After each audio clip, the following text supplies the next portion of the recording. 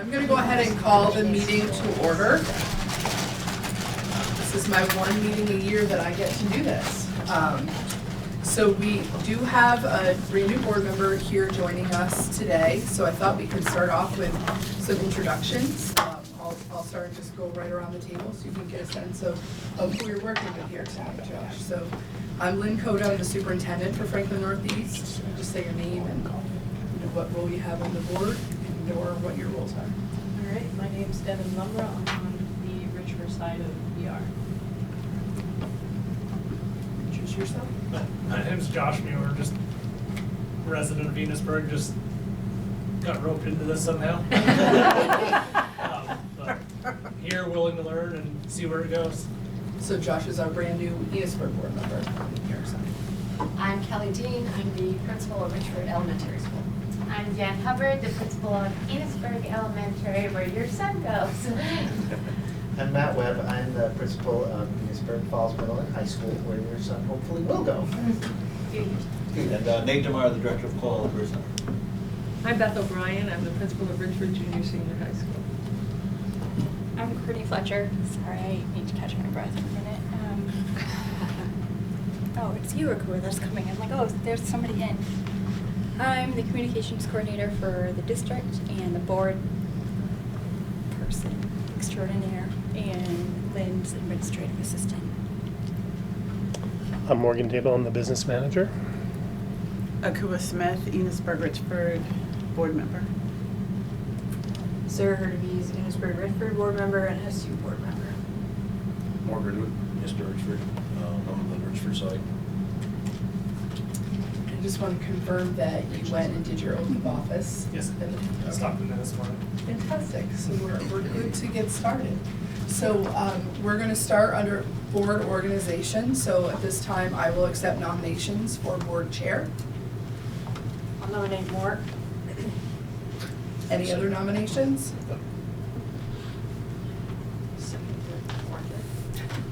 Hearing none, we don't have anybody virtually, so we can just do a voice vote tonight. Oh, yeah. Wow, since we've been able to do that. So all in favor of Mort Greenwood as chair, please say aye. Aye. Opposed? Okay. Passing the torch to All you. right. Okay, so I'll accept nominations for the vice chair. Any nominations? I nominate Sarah. Okay, Sarah's been nominated. Any other nominations? Okay, all those in favor, say aye. Opposed? Sarah can be vice. And the next one's the clerk position. I'll take nominations for the clerk position. I think that was. Who's currently? I think I'm the clerk. Akua. Who's I'm currently? the clerk. Oh, you're the clerk? I was. All right. I'll you're- nominate Akua. Okay, then nominated Kua. Any other nominations? That's good. Okay, I'll take motion, or all those in favor? Aye. Any opposed? Okay.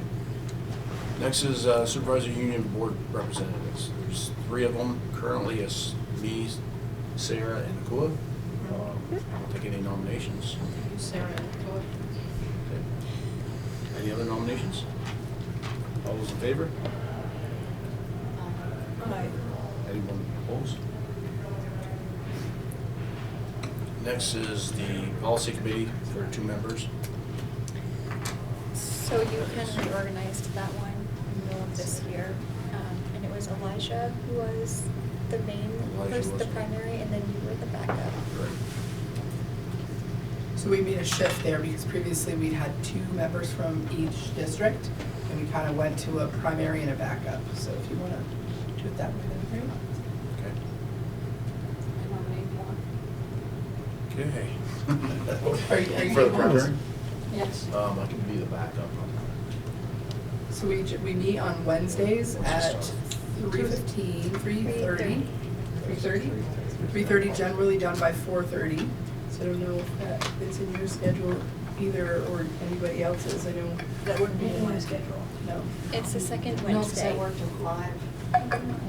How about you? Self-employed, pretty flexible. So is that something that you might be interested in? So you want me to tell you what it is first? Or- So school boards are, schools are governed by state law and district policy. So we have gamut of FNESU policies. A lot are driven by model policies at the state level, recommended by the attorneys that look at it, our insurance company and so forth. So we have a 3-year review cycle of all of our policies. So we have a policy committee that comes together once a month generally. Sometimes we don't quite meet once a month, and we usually bring between 5 and 8 policies a month for review. So you just need to read through the policies, look at any recommended changes, think about anything that you would want to recommend. Sometimes you look at ours and you look at the VSBA, Vermont School Board Association model policy. Then you come to the meeting and we just talk about it. That's a virtual meeting, so you could do it via Zoom. Again, second Wednesday, 3:30 to 4:30. And that's year round or? It is not. We usually don't meet in June, so we start in September. Yes. I think sometimes we meet in June, but we don't meet in August. Or July. Yeah. Or July. I think we've avoided June Yeah. once we shifted to the second, because it's generally difficult to get principals out. So I think we could Yeah. plan on like a September and May rotation. Yeah, we will. Okay, nomination for Josh. All those in favor? Aye. You moved pretty quickly on that. As soon as he said, I'll be For the interested. primary. That's for the primary. And then For the alternate? I'll nominate. Everyone. All those in favor? Aye. Opposed? All right, negotiations council for 2 people.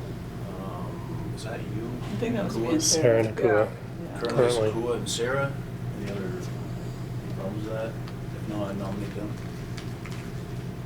If there's any other nominations? Okay, all those in favor? Opposed? Okay, next is motion to approve the warrants electronically.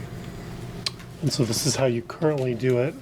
Joshua, for your benefit, the school board has to approve the warrants, which are basically a list of the checks that we want to send out to pay your staff or to pay people. The way that we have done it since probably even before COVID is that our bookkeepers will send them out by email to everyone. And then as soon as 2 board members review them and say, yeah, these are okay to go, we will actually send out the checks. Easy enough. Yep. Prior to that, we had to go find them and sign them and do some stuff to get them signature, so this is definitely working a lot better. So if you're interested in doing that again, it would be a motion to approve to approve warrants electronically and to send with 2 approvals. Motion. I'll make a motion. Okay, Sarah's made the motion. All those in favor? Aye. Opposed?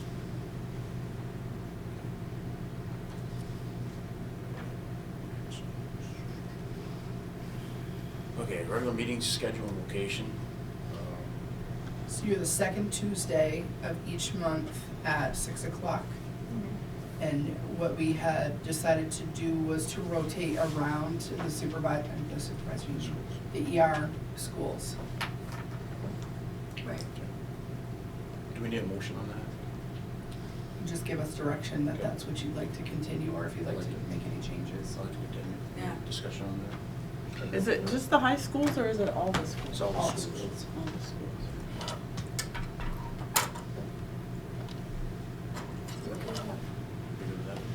Yeah. Okay, next is Robert's Rule of Order. Can we do the location posting? Okay, location. Oh, yeah, sorry. That's okay. Next is location and posting meeting agendas. So Courtney does all of the work for us in terms of posting meetings, so do you have any recommendations for the board? I recommend that we don't post at the post offices any longer. The NMV side, they post at each town clerk and each school. So my recommendation is to choose a school in each town and post there. That way I can send all of it out electronically. Right now I have to physically go to each post office, and all the meetings I attend, sometimes it's hard to get there before they close, so I would like to make it easier and just post electronically. I make a motion to post electronically. To To- the town clerks Town clerks and and schools. Yeah, town clerks. Do we have to designate the schools, or do you have them already set? I I think don't you should know. just say schools, period, and then each of our schools will post the. Okay. And we also post it on the website every month. Okay. So I'll post at the post office, is that gonna affect how many people get to see that, do you think? I mean, no. I mean, I don't know how many people I just wanna make sure we go cover it all. physically to the post office versus, I think most people look online, honestly. When I first started, people were wondering where they were on the website. So I think most people look on our websites. we could do a post that says all of the FNESU meeting agendas, I keep saying that, all of the ER meeting agendas will be posted on our websites, all the school websites, in the town clerk's office, and in each school. So if people are looking for any information about upcoming meetings, that's where you should look. School websites too, because currently they're not on the school websites, it's just FNESU websites. I was thinking because we now can push notifications, because we have that new website that's gonna be launching in the next couple of weeks. Was that, I think you said that you could do that pretty easily, post one thing to all sites, is that right? That makes sense. Okay. Sounds good. Okay, now Robert's Rules of Order. Do we, yeah, sure. So, you have a choice when you're reorganizing your meeting to do regular, Robert's Rules of Orders or Robert's Rules for small boards. And that's what you have been doing, is Robert's Rules for small boards, because, Mort votes, and you do not require a second for a motion that's made. That's basically the only difference between Robert's Rules of Orders and those for small boards. Any motion on that? Okay, take a motion to accept Robert's Rules of Orders. Make a motion. Okay. Small boards or regular? Regular. Small boards? Oh. Okay, all those in favor? So each year, in your agenda, you have a live link to this, the Code of Ethics for Vermont School Board members. I think it's important for people to take a look at this, just as an annual reminder about your duties and responsibilities in your role. So if we could take a moment to review and then have each of you sign off on that, and I'll file this in your board file for the year.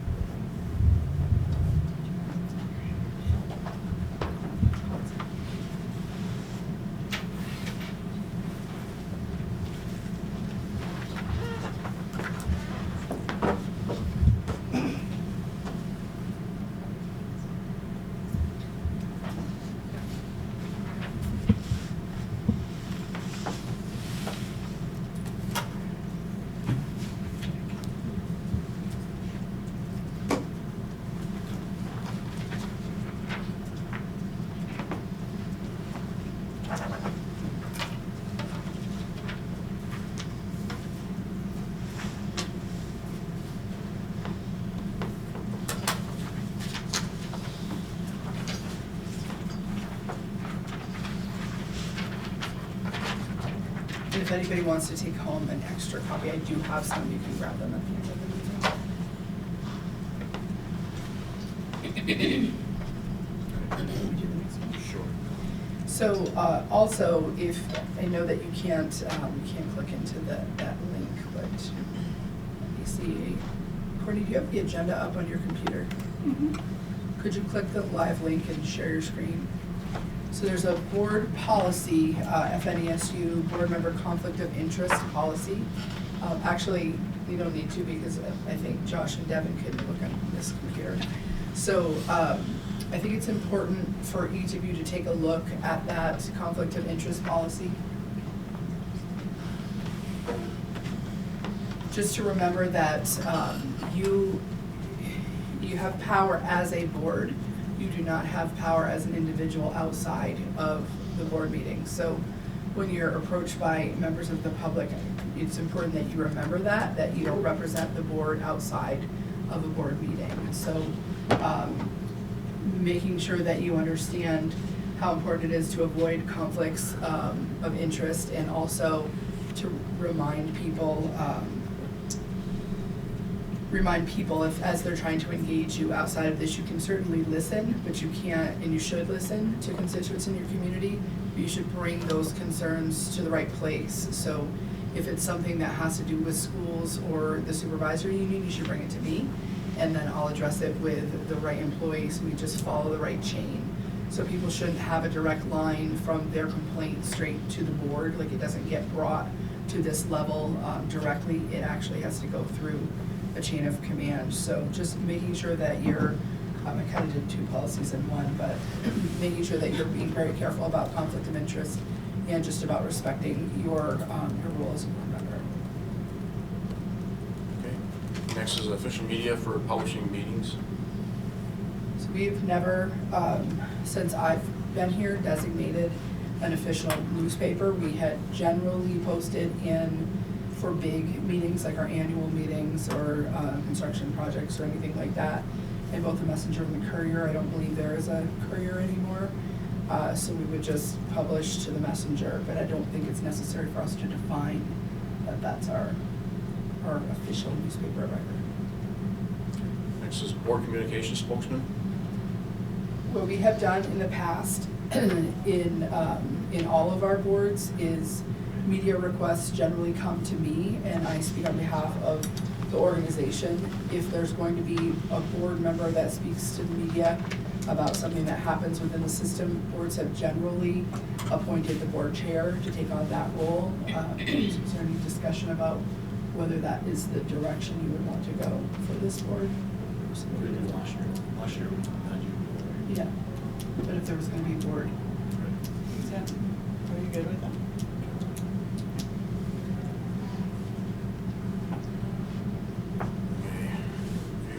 Okay. Review policies, F&ESU policy, public comment. Is that new? So can you just open that? Sure. So this was a policy, and I think it's important to review once a year as we go through this. For those of us that kind of survived the pandemic, it necessitated a look at our public comment policy after we went through that. So this policy came up for review a couple of years ago, and essentially we have outlined who has the ability to address the board, and in the board policy, we got clearer about who has the ability to come and address the board, and the authority that the chair has to have a speaker list and to limit the amount of time that the public can comment. And the other piece of it is just a reminder that our meetings are actually school board meetings. It's a meeting of the board that is open to the public. It isn't a public meeting. However, the meeting is of the board, open for public comment. So the board chair has a right to set parameters around public comment. I think it is important to remember what that is. And then the next one I kind of merged into the conflict of interest, just the handling of complaints by bringing it back to me, and then I'll address it with the appropriate person and not having it land from you directly to the board.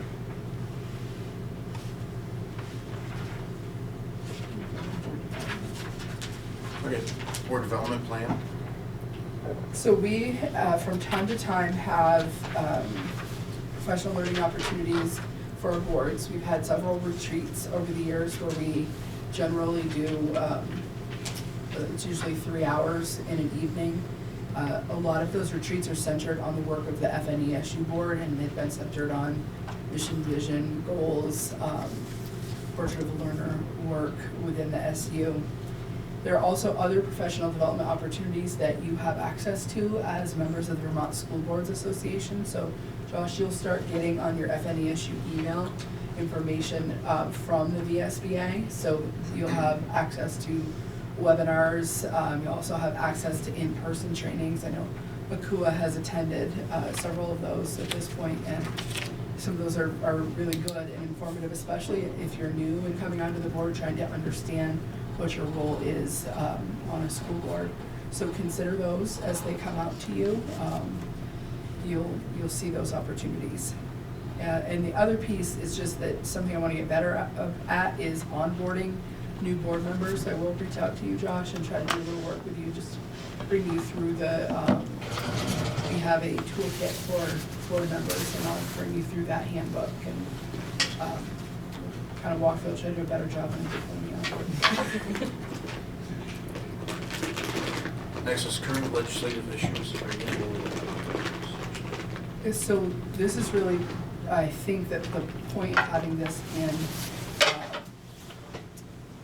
there are times that, the Vermont legislative body is pretty active this time of year, and there's a lot of really important education-related laws that are being considered. And so one of the things that the VSBA does is it keeps board members informed about what those legislative issues are. And there are times where as a board you may choose to take a stance on something and make a statement as a board. So that's something that you have to do, like in a public meeting, you have to talk about that and make that decision. But if you're wanting to make a statement about something, you have the ability to do that as a private citizen. You just cannot say that I'm representing this board in my stance unless you do it in a public meeting. That's really what that was about. And then consent agenda. All right, consent agenda. Previous minutes, do I have any discussion on that? If not, I'll entertain a motion to accept previous minutes. I'll make a motion. Okay.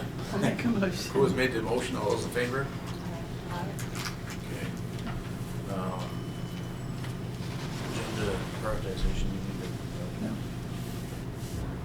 recognition of visitors. I don't see any visitors. So we're ready to school spotlight. So today we chose to focus on Act 77, which was legislation passed in 2013. And what it did was examine the way high school students receive their education and opened up avenues for flexible pathways to receiving your diploma. And so my first year, I think it was passed in 2013, but not enacted until either 14 or 15, I'm not sure. But when I took over as principal here in the fall of 15, or one of the first things I did was we start a college class here at Richford High School. So that was the first move that we did for flexible pathways. English class taught by Annette Goyne and Susie of Collins from Montgomery. And since then, we've expanded our opportunities. And so we have a little, it's like a video, it's a screencast about how our flexible pathways have grown over the past 10 years. Since it's the 10th anniversary, we thought it was timely.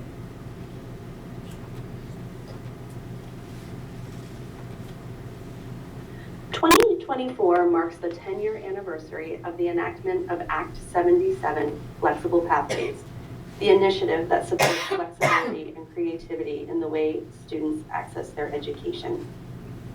Over the past 10 years, we at Richford High School have grown our flexible options considerably.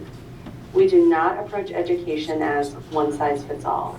Rather, we meet students where they are at and develop programming that will allow students to meet their personal and academic goals in a way that best suits them.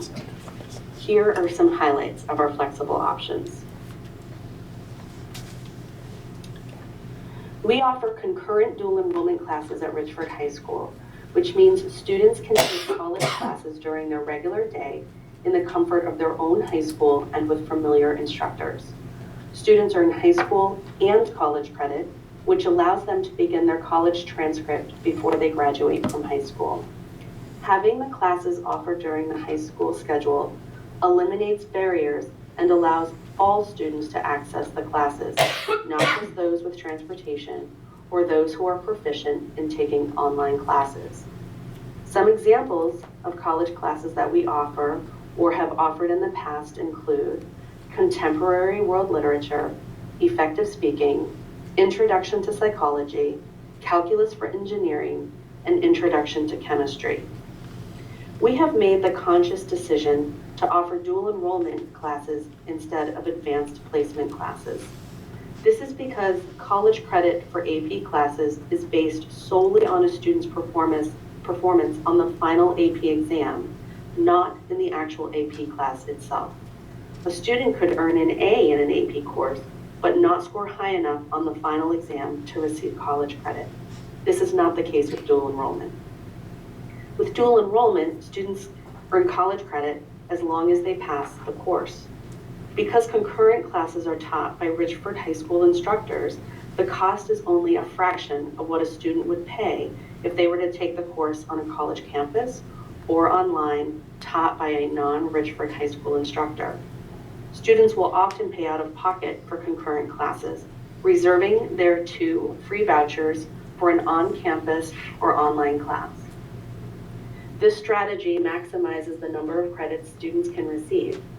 We've had students finish their undergraduate degrees up to a semester early because of the concurrent classes they took in high school. This allowed them financial savings and the opportunity to get a jump start on their careers. We received 2 multi-year grants from Project Lead the Way. We received one for Project Lead the Way Engineering and Project Lead the Way Computer Science. This grant funds professional learning and curriculum for each of these strands. Project Lead the Way's mission is to, quote, create a transformative learning environment and empower students to develop in-demand knowledge and skills necessary to thrive in an evolving world, unquote. We are offering introductory courses in each area this year and adding an additional class in each area in subsequent years. The classes are designed to build skills sequentially. We hope to offer more strands in the future, particularly in the area of biomedical science. We take great pride in our school-wide project-based learning initiatives. This is where students learn by doing. The projects are based on a school-wide theme, oftentimes with the goal of helping our greater community. Students have lots of choice in what they do for their projects as long as there is a connection to the overall theme. Some examples of PBL projects include working on our school's nature trail, studying the history of Richford High School during the centennial celebration, creating a school gaga pit and art therapy station as part of a wellness theme, and organizing and making lunches for the senior citizens of Richford. We offer a half-day business and manufacturing program where students who prefer hands-on learning can develop fine woodworking skills while simultaneously learning how to run a small business. Students develop their own business name and logo and create products like Adirondack chairs, cutting boards, picnic tables, coat racks, and many other items that are sold at local shows and by word of mouth. The proceeds go back into the business and manufacturing program. Students receive credit in English, math, and practical art by taking this program. We offer an agricultural science class that is taught by both a science teacher and an English teacher and yields a credit in each of these subject areas. The students have created a Future Farmers of America chapter and meet weekly to create and develop plans for this chapter. They attend many field trips to local farms and agricultural businesses and learn about topics related to climate, anatomy of livestock, and the farming industry. Within each unit, students are allowed to choose how they improve the standard. We have a number of students who engage in our district and local Flexible Pathways Academy, which allows students to earn high school credit through online classes, in-person classes, project and/or work-based learning, or a combination of all of these options. They meet with their advisor at least one time per week for guidance and accountability. This is Danny. She is a Richford High School senior who is in the Flexible Pathways Academy. She finds that being remote is what works best for her, with the exception of an in-person math class that she takes at Richford High School 2 times per week. At the start of the second semester, she enrolled in an LNA class that runs every afternoon at Cold Hollow Career Center. Her schedule as a flexible pathway student affords her the flexibility to do things she might not normally get to do if she had a full-time in-person schedule. Danny aspires to go to nursing school someday, and the experiences she is having now are more of a direct route to her long-term goal. This is Megan. Megan is a 10th grader who transferred to Richford High School at the beginning of her 9th grade year. She came to us from a school out of state where she was able to take high school classes in the 8th grade. We have allowed Megan the flexibility to take a course load that is often reserved for students in the 11th or 12th grade. We let her move forward instead of requiring her to take the standard 9th and 10th grade classes. Megan has been a leader of her own learning in this regard. Last year, she worked one-on-one with her English teacher to develop an independent Shakespeare class. This is Carter. Carter is a senior who began this year having met all of his graduation requirements except one humanities class. He is working at Bennett's Plumbing as a plumbing pre-apprentice. His pre-apprenticeship serves for both his Cold Hollow Career Center co-op placement and his Richford High School work-based learning experience placement. All of the hours he is accumulating as a pre-apprentice during his senior year will go directly towards his required 8,000-hour apprenticeship. Carter is getting a jump start in his career because we have allowed him the flexibility to do so. He is taking his final humanities class online so that he can focus on work during regular business hours. This is Hannah. Hannah is a senior who has been accepted to all 10 of the colleges to which she has applied. She plans to study elementary education in the fall. Hannah requested an internship for her senior year so that she could start gaining experience right away. Hannah spends half of her day at Richford Elementary School in the 1st and 2nd grade classrooms. She facilitates math and reading groups, leads morning meetings, and delivers a life school curriculum. Thank you for listening. I hope these examples have given you a clear picture of the rich opportunities, especially for a small school, and the flexible programming we have going on at Richford High School.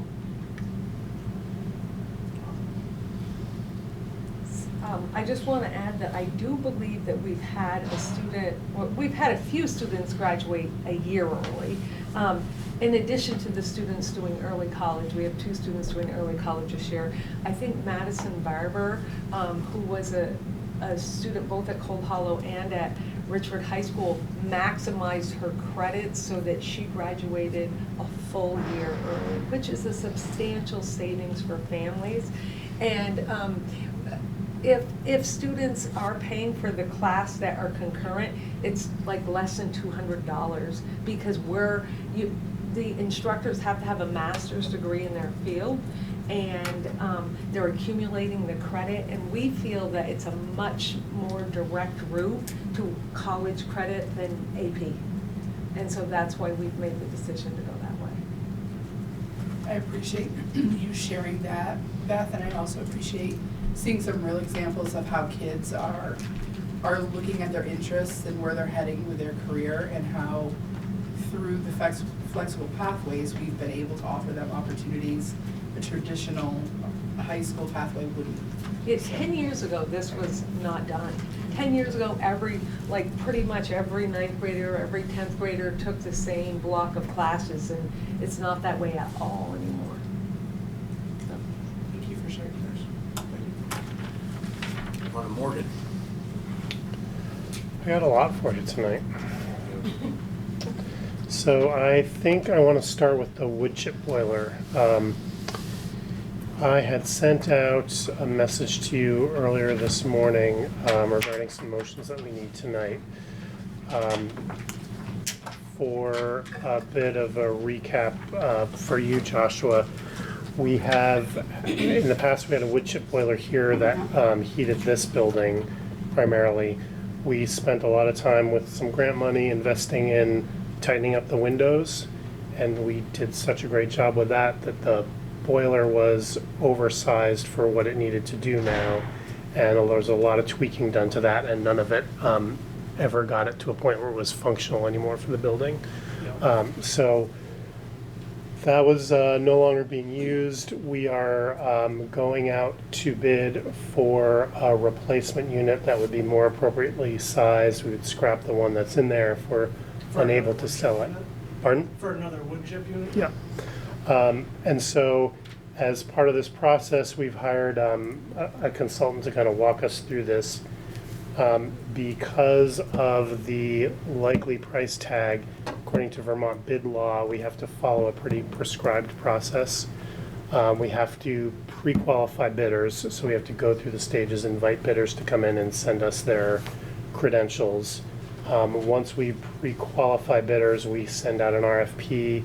They all are allowed to reply to that, and with some pretty prescribed exceptions, we're required to take the low bidder in that process. And so the pre-qualification is pretty important. You want to make sure that anyone who gets through that process is actually able to deliver, because if they're the low bidder, you're going to take them. Back 20 years ago when we were doing this, we would send out advertisements to pre-qualify for projects and get maybe 10 contractors that would come back and ask to be pre-qualified. And we'd have a pretty robust process of saying who are the 6 of those that we want to invite. We put this out, we got 2, as I showed in the email that I sent out to you all today. We are recommending that you pre-qualify both. If at any step of the process we get less than 3 bids back, we need to ask for a waiver from the AOE to move forward on a contract with them. So I'm certain that we're going to have to go through that process.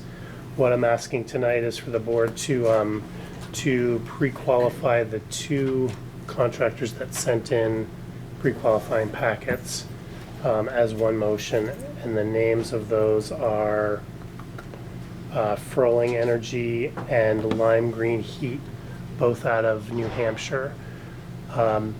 Assuming that you pre-qualify those 2, I will then ask you to make a motion to approve the RFP that I shared with you earlier today, and we'll pretty immediately send that out to those 2 and hope that both of them come back with bids on the project, because you hate to only have one, because that kind of kills the competitive process of this. So we would send out the RFP later this week, assuming you're on board with that. We would probably get bids back after your April meeting, and so we would either have a quickie late April meeting looking to pick one, hopefully one of 2 bids and move forward with them. Depending on how the timing works, we may be able to just punt that to your regular May meeting, but we're in an environment where nobody's willing to hold prices on bids for very long. You know, it used to be you could get 30 days out of them. Now you get 2 days before they want to see a contract. So we'll play that by ear. Okay, now, entertain a motion to accept the pre-qualification for Furling Energy and Lime Green Heat. I make a motion. Dennis made the motion. All those in favor? Aye. And I'm aye. And then the second one would be to issue the RFP for the boiler project as presented. Okay. Entertain a motion. Sarah's made the motion. All those in favor? Aye. And aye. I have no I have no updates on FY24. So Courtney, you can pull up the ERU FY25 round 2 slideshow. Perfect. And then Lynn and I will be tag teaming on this one. Okay, so, last week, both budgets were defeated. We're now moving into discussions about where do we go from here. So, we're going to, Ms. Morgan said, take turns kind of going through this. So, these are the results from the ER portion of the budget. So you had 458 no's, 272 yeses, so that was a 62.7 to 37.3 margin. Morgan's gonna take this one. So this is the voting history, which we pulled up starting in 2020 which was the first vote of a unified district. That one was in person, so you see the counts are relatively low for that. 2021 was the first year that we had a vote on a unified district by ballot. And you can see that in terms of the percent voting yes, it's been pretty consistent up until this year, roughly a 3-2 margin for victories. You'll also see that the vote totals after that 2021 year have all been relatively consistent as well. And so as we start having discussions about communication strategies and turnout strategies, we will keep bringing you back to these numbers. We know it will be hard to get people to vote in April or May, wherever we land on a voting date. And you can, I would argue, you can count on about 100 to 170 no votes, no matter when you hold your election.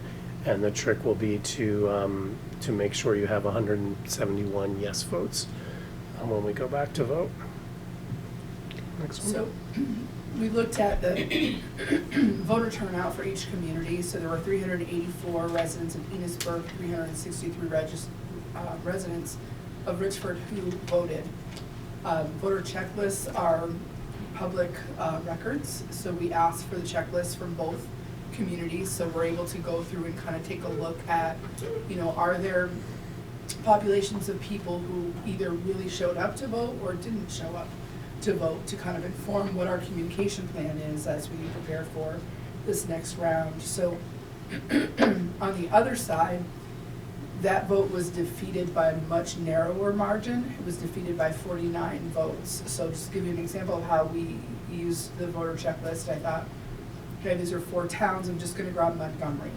I'm gonna take a look at, let's look at educators that work in FNESU. I just went through and started highlighting, Courtney helped me with that, and I found 40 educators who work somewhere in FNESU that hadn't voted in Montgomery. So that certainly is a population of people that we need to do a better job of informing about these budgets. And this is us looking at the voter checklist. We don't look at it as a negative. It's just that's a data point. It's information that we now have to think about what strategy do we need to employ when we are looking at making sure people understand this second budget.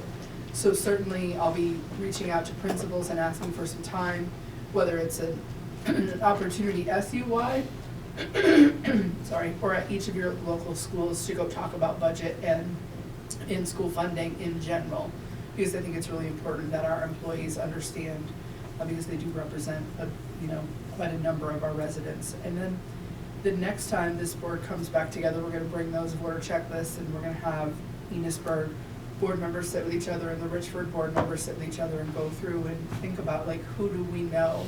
I'm going to have principals do the same thing when we meet later this week. Who do we know from these voter checklists, and how can I help to inform some of the people that I know about the budget? Because I think what is clear to me from information I've heard from community members is this is complicated to understand. For those of you who've been doing it a while, it's complicated to understand. For those of you who are brand new to this, you're going to see how complicated this is to understand as we go through this tonight. So I think that anything we can do to help people to understand what we're navigating will be important. Lynn, did you say 4 or 40? 40. I went down by 49 in 4 towns, and in 1 town there were 40 that hadn't voted. Several others who had. So again, it's just data that we move on from. So now we're at a place where we have to figure out what's the message our voters were trying to send to us at the polls. So one of the things that we can do, we talked about this a little bit at the SU meeting, is survey our communities and say, you know, if you voted no, why? What were you trying to, what part of the budget were you not in favor of, or what can you tell us about the budget? So if that's something this board is wanting us to do, we certainly can get that piece out. Some of the things, you know, we certainly have listened to a lot of people since then. We've listened to people who have talked to other people. We definitely hear confusion is a factor. It's been, there's been a lot of information that has been in the media, and it's not always accurate information, but it's also information that's easy to misinterpret because it is targeting a group or spending a certain kind of way, and it's being applied in our situation. We'll explain why a little later, how our situation is different than most schools in Vermont. So there's that misinformation. The CLAs, people are really feeling the impact of how much the real estate market has skyrocketed, and that CLA as one factor of what their tax rate ends up being has been confusing and hard for families.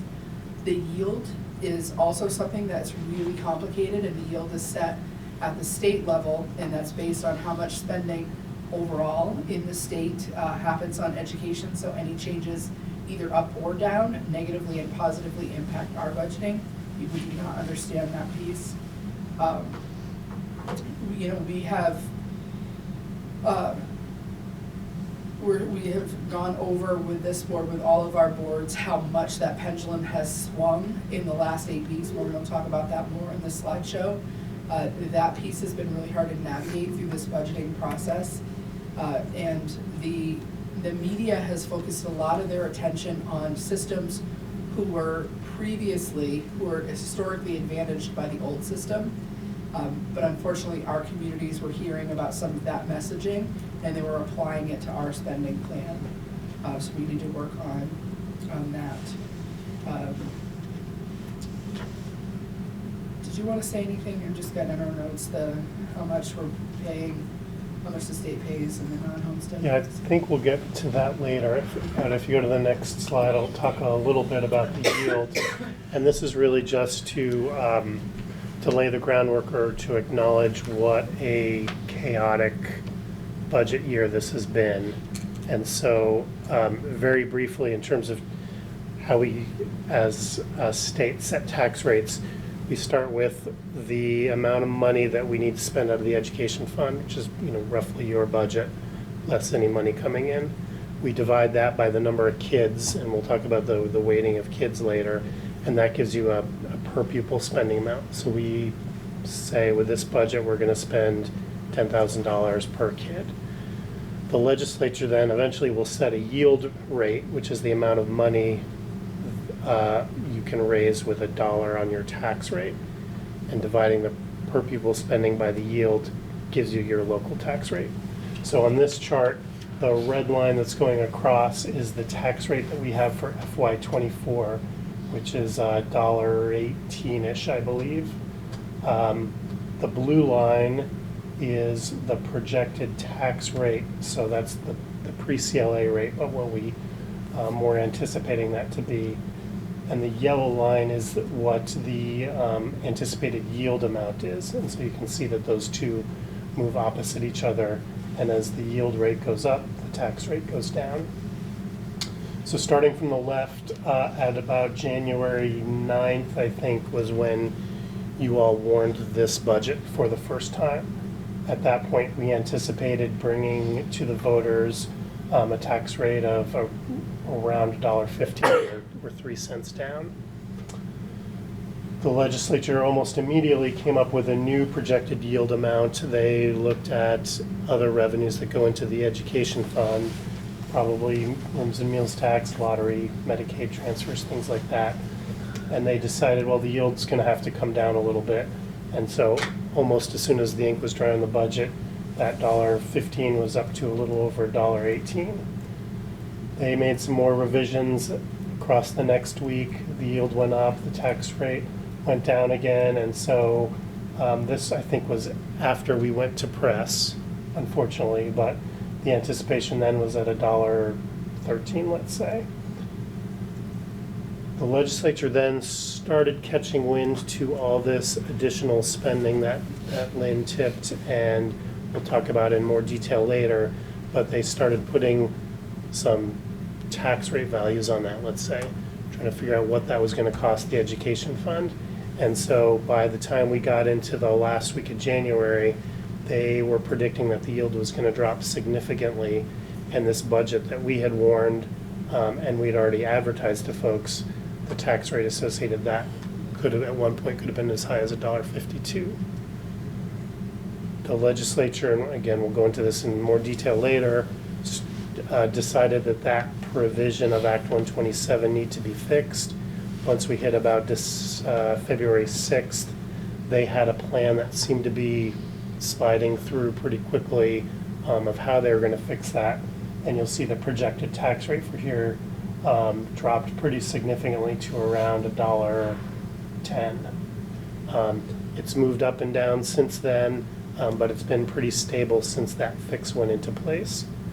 As we project this out forward, the legislature is now trying to capture some of the better information for those districts that, added spending, thinking they weren't going to have to pay for it. Now they realize they are going to have to pay for it, and they're working to pull that back. So my guess is that the yield is going to continue to climb much slower rate, but it's still going to go up, and that tax rate for this same budget, if you did nothing, would continue to drop over the next few weeks until the legislature puts a pin in it, probably in May.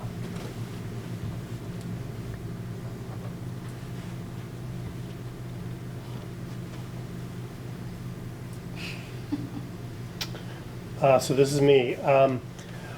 When we did the first budget, we talked a lot about the intent of Act 127, how Enosburg-Richford has historically been disadvantaged by that, not only in terms of our tax rate, but in terms of what that's done to the philosophy up here in budgeting, really from a place of austerity. I think we're going to go into this later, the 5% tax rate cap as well. Do you want me to do that now? Might as well just. Okay. So the funding system in Vermont, because of the Constitution, is really based on equal access to spending for all kids. The way that we have done that historically since Act 60 and 68 is we've taken a look as a state at the population of different districts and said, okay, this district over here has kids that we know are more expensive to educate, so we're going to allow them to raise more money for the same tax rate. And we do that by weighting the kids. So, this kid, this middle schooler who is in a household that's living in poverty, instead of counting him as 1, we're going to count him as 1.25. You get to count that kid for more, and that helps drive down your tax rate, or it allows you to spend more money for that kid and keep the same tax rate. We did that for kids in poverty. We did that for kids who are English language learners. We gave a little bit of a bump up for high school kids as opposed to elementary school kids, because we think high schools are more expensive to run. You need specialized teachers that you don't for a first grader. The problem with Act 60 and Act 68 were that they recognized that mechanism, but they had no data to look at. So they were just guessing and saying, okay, we think a kid who's living in poverty should get this much more. A kid who doesn't hear English at home should get this much more. But there was nothing to back that up. What Act 127 did was it hired UVM to really go out and study this in Vermont and in other systems across the country and try to put some real numbers to that. And so when they came back, they said, the categories that you're looking at, English language, poverty, high school, elementary school, middle school, those are the right categories to look at, but you didn't have the numbers right. It turns out that it doesn't cost 25% more to educate a kid who doesn't hear English at home. It costs 250% more. It costs much more to educate a kid in poverty than we had initially looked at. They also looked at things like sparsity. If you're in a sparse community like ours, things cost more. You got longer bus routes. You probably need to spend a little more attention on attendance and getting kids to attend when they're far afield. It also recognized that there are small schools, and small schools cost more to run than large schools, but because you're in a spread out area, you might have to educate kids in smaller schools. And so that pupil change Didn't change the underlying formula, spending divided by kids divided by yield, but it changed pretty dramatically who was counting what kids. And ER and NMV both were able to count, include a much higher number in that, which was either going to drive our tax rate down or allow us to spend more for the same tax rate. There were other communities who had a pretty good ride on Act 60 and Act 68 and were finding out that the kids they were counting were, compared to others, not as needy, not worth as much. So they were going to see either an increase in their tax rate or a much lower budget for the same tax rate. And the legislature, in order to get this bill passed, said, okay, we recognize that you've got some work to do in terms of cutting your budget. And so we're going to give you a soft landing, and we're not going to implement this all in year one for you. We're going to cap how much your tax rate goes up because we know it's going to go up while you take the steps to cut funding. What a lot of towns, maybe not a lot, what several districts found is that once their tax rate was capped, they knew that going into their budget session. Once you hit that, no budget decisions you make are going to change what your tax rate is. So they're looking at the elementary school that they've not been able to raise a bond for, and they're like, oh, you know what, we can put a new roof on this school in this year, and we don't have to pay for it. We can put some money into our capital reserve fund and use this for repairs later down the road and not have to pay for it. The problem with that and being a statewide system is that they aren't paying for it because they have a capped tax rate, but those of us who don't have capped tax rates, we're going to pay for it, and we're going to pay for it because that yield has to spike way up and the tax rate has to drop way down. So you saw that in that chart. There was this kind of reckoning where we said, oh, this is going to cost a lot more, and it's going to be borne by districts like ours. Essentially, the amount of extra spending actually essentially drove every system in the state up to the 5% tax rate cap, where they really couldn't get any more money out of that piece of the education funding system. So that's why we had to shift to a legislative fix. Right, and so Bill H 850, which is now law, was that legislative fix, and it basically did two things. The first thing was it said, we're getting rid of that cap.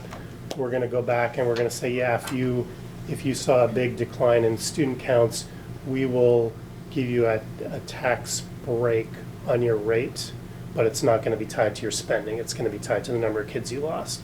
So you lost, districts lost a huge number of kids. Maybe you got a 10 cent or a 15 cent cut on your tax rate. But if you were adding spending, that was still going to drive your tax rate up because the capping mechanism wasn't there. It then also gave everybody the opportunity to pull back the votes that were warned and rewarn them, because they recognized that there were districts that put $5 million into their budget thinking they weren't going to have to pay for it. And now that they knew that they did, they're going to say, well, we're going to wait and see what construction aid does in the state. We're going to wait for future years to pay for some of those capital projects. And so there were a handful, I think it was 8 or 10 districts, touch on it later, that did pull back their vote even though they had already warned it and maybe people were already voting on it. We did not do that in either of our districts because we did not put any of that additive spending, assuming we were not going to have to ask the taxpayers to do it. We had benefited enough from the child count going up, and we have historically spent little enough that we were never going to be in that box where we could benefit from that cap, and so we didn't budget to it. One of the goals of Act 127 was to reduce spending at the top of the highest spending schools in the system while you increase opportunities at the bottom, is where we are.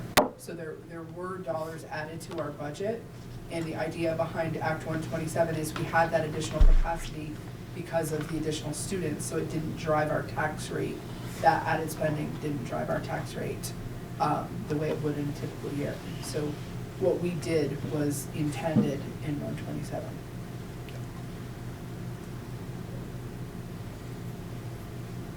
And so we'll do a recap here just to set the table in terms of some of the bigger increases or bigger pieces of the increase from your FY24 budget to your FY25 budget.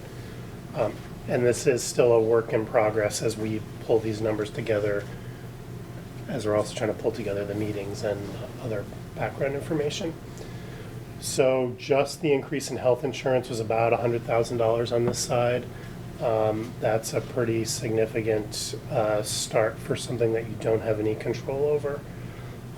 In terms of the SU assessment, the food service budget was up almost $500,000.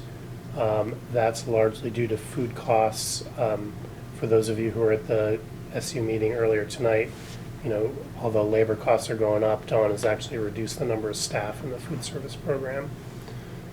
The instructional support line is sort of the main part of the budget that we're seeing the bringing over of ESSER-funded positions into the SU general fund budget. And the SU board did talk about that quite a bit. For the one position that was funded locally, tech integration was funded on NMV, and we moved it into FNESU, which allowed us to have that person work in all the schools. And it allowed Enosburg High School to not backfill a tech position in their building by us being able to put the tech integration at the SU level. So the tech integration position was one that's really offset by two cuts, one in each local district. The instructional coaches and the director for educational equity are both moving over from ESSER. The BCBA position is in addition to the special ed budget that comes in on this line. I will say that overall the special ed budget is down pretty dramatically, so part of that is really about a shift. And then we're giving you the total amount that line is increasing. It's not all due to those, because things like that, you know, that health insurance increase is counted in these other bumps as well. Just the increase to salaries for teachers and administrators is part of that as well. So it's not all new positions. We're going to try to drill down and put a dollar amount to the increase just in terms of your returning teachers. So again, trying to pull out the that increase as opposed to new positions. Dental insurance to support staff was a big driver or a big increase this year. In the last round of negotiations, that was something that that we offered, that was negotiated into the contract, and at that time we hadn't budgeted for it. So this year and next year we're sort of catching up to 2 years worth of dental insurance. We did add about $370,000 into the general fund budget for building maintenance, building repairs. We had long discussions at both boards around that. Historically, the Enosburg-Richford side would delay decisions on building repairs until we saw how many tuition kids we were getting, and if we were getting a bonus from tuition kids, we would try to spend some of that in the current year budget. Conversely, on the NMV side, they would look at the tuition payments they were making to you, and if they had a year where they were sending fewer tuition payments to you than they budgeted, they would try to get their buildings fixed up in those years, and then in years where it was accurate or where they were sending more, they would forego those repairs. The backdrop to this as well is that we do not have PCB results yet for Richford High School, which has been tested. It looks like there may be a legislative change this year, but it's not set yet. So we don't know if we're going to end up doing testing at Enosburg High School this year or not. But we do know that the state is not putting enough money into the remediation for those projects. And Morgan, so we have not been tested. have you had air testing yet? Or have you had the survey? We had the survey. Okay, so the survey's been done, but the air testing has not been done at Richford High School. So we have two high schools with big unknowns in terms of those costs, and we know that because of when they were built and when they were remodeled. There's a lot of potential sources that are out there. Finally, a big increase to the after-school program, almost $100,000 there in terms of the local contribution to support that. So I'll take this next part. So I think that one of the things that is, well, can we back up just a little bit? Can you go one slide back? The FNESU board met just before this meeting because as you know, when you're in a supervisory union, voters don't vote on an SU budget. The SU budget is assessed out to each district and voters vote on each district budget. So when these budgets went down, it was clear that the SU board and the Central Office Administration agreed that we needed to look at that budget as well. So that board had some difficult conversations tonight, and they have two scenarios right now that they're considering. One is a reduction by $168,000 to that budget, and the second scenario is a reduction of $385,100 to that budget. So they're coming back next Monday to make their final decisions, which will inform the second budget meeting for this board and for the NMB board. So let's go to the next part. Where would those come from? The cuts right now are, there's a cut in food service. There's an HR assistant position that we have had and haven't filled in our budget.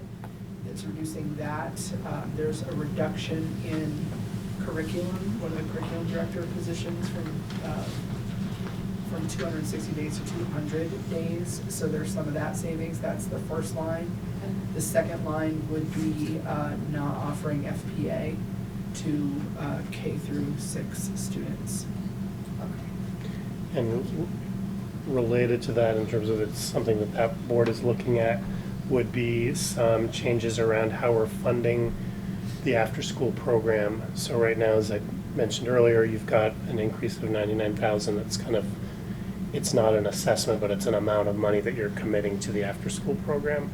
We're looking at pulling that out of the local budgets, putting that into an NSU grant, and pushing more of your guidance counselors back into your local budgets, which makes more sense in terms of where those two programs live. We would probably couple that with some level of reduction to the after-school program, at least in that first year as we do that. So it wouldn't change your assessment, but what it would do is it would increase your guidance counselor lines, and it would reduce or remove that after-school line in your local budget. So it would be a net gain, we anticipate. And I do just want to clarify, it would not be a reduction of our current services under after-school program. There were some additions in this budget for opportunities in our after-school program, which would be reduced. So I want to talk a little bit about central office functions, because I think that this is a mystery to many people, of what we exactly do in the central office. And I think since Act 46, a lot of, and some acts that came before Act 46, there are a lot of functions that the central office does now that they did not previously do. So I want to take a moment to just talk about that. So there are a lot of administrative, instructional, and operational support pieces that we try to hold at our office. So we typically handle everything that has to do with budgeting, human resources, curriculum development, professional development, special education, food service, transportation, group purchasing, and overall district-wide planning. So there was a law that was passed many years ago that it actually was the first time that functions were centralized. They were required by law. So we had to take on special education at the SU level. Was it a decade ago? It has to be close to that. Yep. And transportation. So those were the first two functions that were centralized. More of that has happened since we have merged through the lens of being able to do some of those things more efficiently from our level. So by taking on some of these functions, the goal is to try to take some of that administrative burden away from school principals. So I'll give you an example. When I was a school principal in Berkshire, I technically owned a water system. because we had a water system that was for the Berkshire School, town clerk, and the town garage. So there was a lot I needed to know about testing and how to operate that water system. There's a lot I learned about boilers and replacing fuel tanks in the ground because there was no facilities director. One of our goals has been to really increase our capacity for our principals. They have so much on their plates to be able to take those things off. I was never trained. I knew nothing about a water system. I knew nothing about what I should be looking for when they're pulling that underground fuel tank out, and just got pulled into a lot of those conversations. So we have Vern now who takes those things on so that principals can stay focused on instruction and learning. So that's one example. Some of the other examples that allow them to continue to focus on that is handling things around budget, our curriculum team, professional development, coordination, because what we really want our principals focusing on is building positive school culture, working with teachers to improve their instructional practice and supporting students and student learning, and using data to inform that practice. So anything that we could do to centralize those functions, we feel is helpful. Another piece that we've been able to do from the system lens is there's this, when you talk in the budget terms, when you're leading a supervisory union, there is a rounding up effect if we're looking at positions at the local school or district level. So I'll give you an example. Instructional coaches. We have a difficult time hiring within the supervisory union. So we hired 3 instructional coaches to use across the supervisory union. If we did not centralize that function, we have between 35 and 45 new teachers. A lot of the new teachers are not coming out of traditional training programs. They're people who have bachelor's degrees who are learning how to be a teacher on the job. So our instructional coaching role is really important to be able to be shoulder to shoulder with those teachers and helping them to improve their practice as they're learning it. If schools were to take that on, like Beth might say, I'm gonna hire a half-time instructional coach. I think I could do it with a half-time instructional coach. She's probably not gonna get any candidates. And then she's gonna say, well, if I look at the budget, I can round this up. I'll just advertise for a 1.0. Maybe I can find someone that could do it as a 1.0. And then you have that additive piece where everybody starts looking at it through the lens of, I have 8 new teachers this year or 10 new teachers this year, and everyone tries to hire a piece, but then you end up rounding up because you can't find someone. So the theory in some of the hires at the central office is that we could do it more efficiently, like emerging multilingual teachers. You can't all hire emerging multilingual teachers, but we can, and deploy based on need. The same for OT, PT, things like that. So in essence, our goal at the central office is to support the systems that allow those principals to prioritize instruction and learning. Because what we know through the data is the single greatest impact on student learning is the quality of the teacher, right? So a teacher that functions in the 75th percentile, you can get an additional 4 months of increased learning, the equivalent of 4 additional months of growth in literacy and in math in the classroom. And if you couple that with an effective principal who's in the 75th percentile, that's an additional 3 months of growth that you can expect. So our focus is making sure that principals can focus as much of their time and attention on doing this, focusing on instruction and learning, so that we can improve our teachers and improve our students. Other things that aren't as visible, because I definitely think that a lot of the work we do, we try to just kind of hold away from the schools because it's a distraction. So there are federal laws and regulations that we don't ask the schools to do because we hold those pieces. So sometimes there are little pieces of those requirements that may require us to say, we need you to complete this survey because we need to do a task related to some of those federal laws or regulations. The same for state laws and regulations. We're holding all of those pieces in terms of making sure that we're in compliance with all of those and that we're meeting all of the expectations. The centralized functions and efficiencies are also things. I already gave some examples around facilities and early education, after school programs, things like that. Those are things that we're trying to take off principals' plates and do at our office. The other piece of the work that we're trying to do is around workforce stuff, so recruitment, retention, strategic planning, coordination of our equity work, special programs, social emotional learning, kind of the board goals, the mission and vision, all of those big pieces that the SU board is leading through. So those are all pieces that primarily the responsibilities of those functions land in our office. So those are pieces I think it's helpful for people to understand that we do and that we don't ask schools to do primarily. One more. You know, selling naming rights for slides because we know we have dozens of people watching online. This chart, you've seen quite a bit. This is the pre-CLA, the homestead tax rate for Enosburg-Richford, starting from the first year as a unified district. So this is just to remind you and to remind anybody watching that after 2 years of pretty flat growth, we've seen a pretty steady decline. This is due in part to basically that the yield is getting stronger faster than you're increasing your budgets. So budgets have been going up during this time, but the health of the ed fund is comparatively doing much better. So this is the rate that you as a board really gets to focus on, but unfortunately it's not the rate that your taxpayers focus on.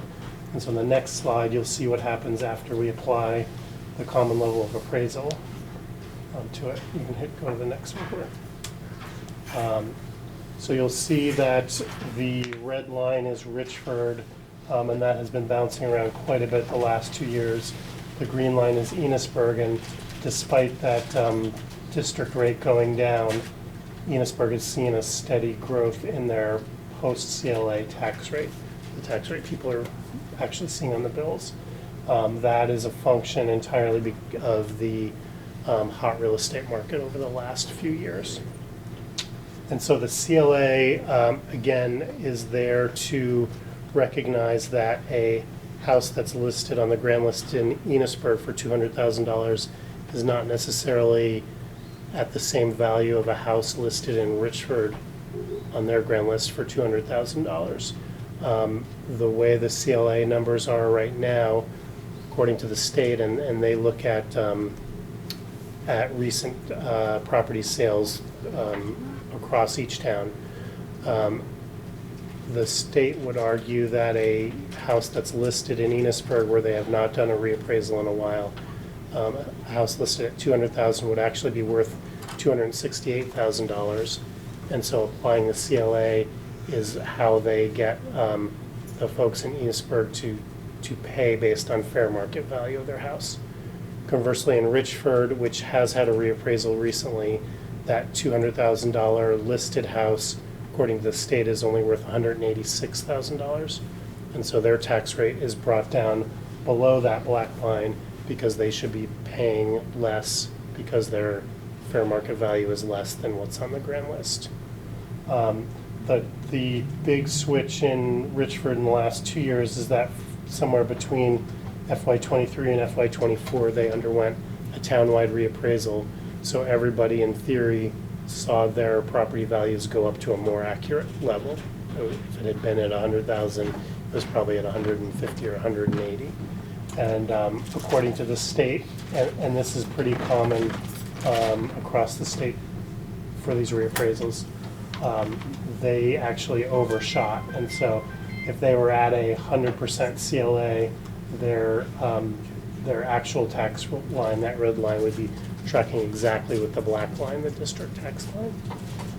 But they overappraised in '24. It dropped pretty significantly, and now they're kind of drifting back to a place where they're going to be more accurately appraised.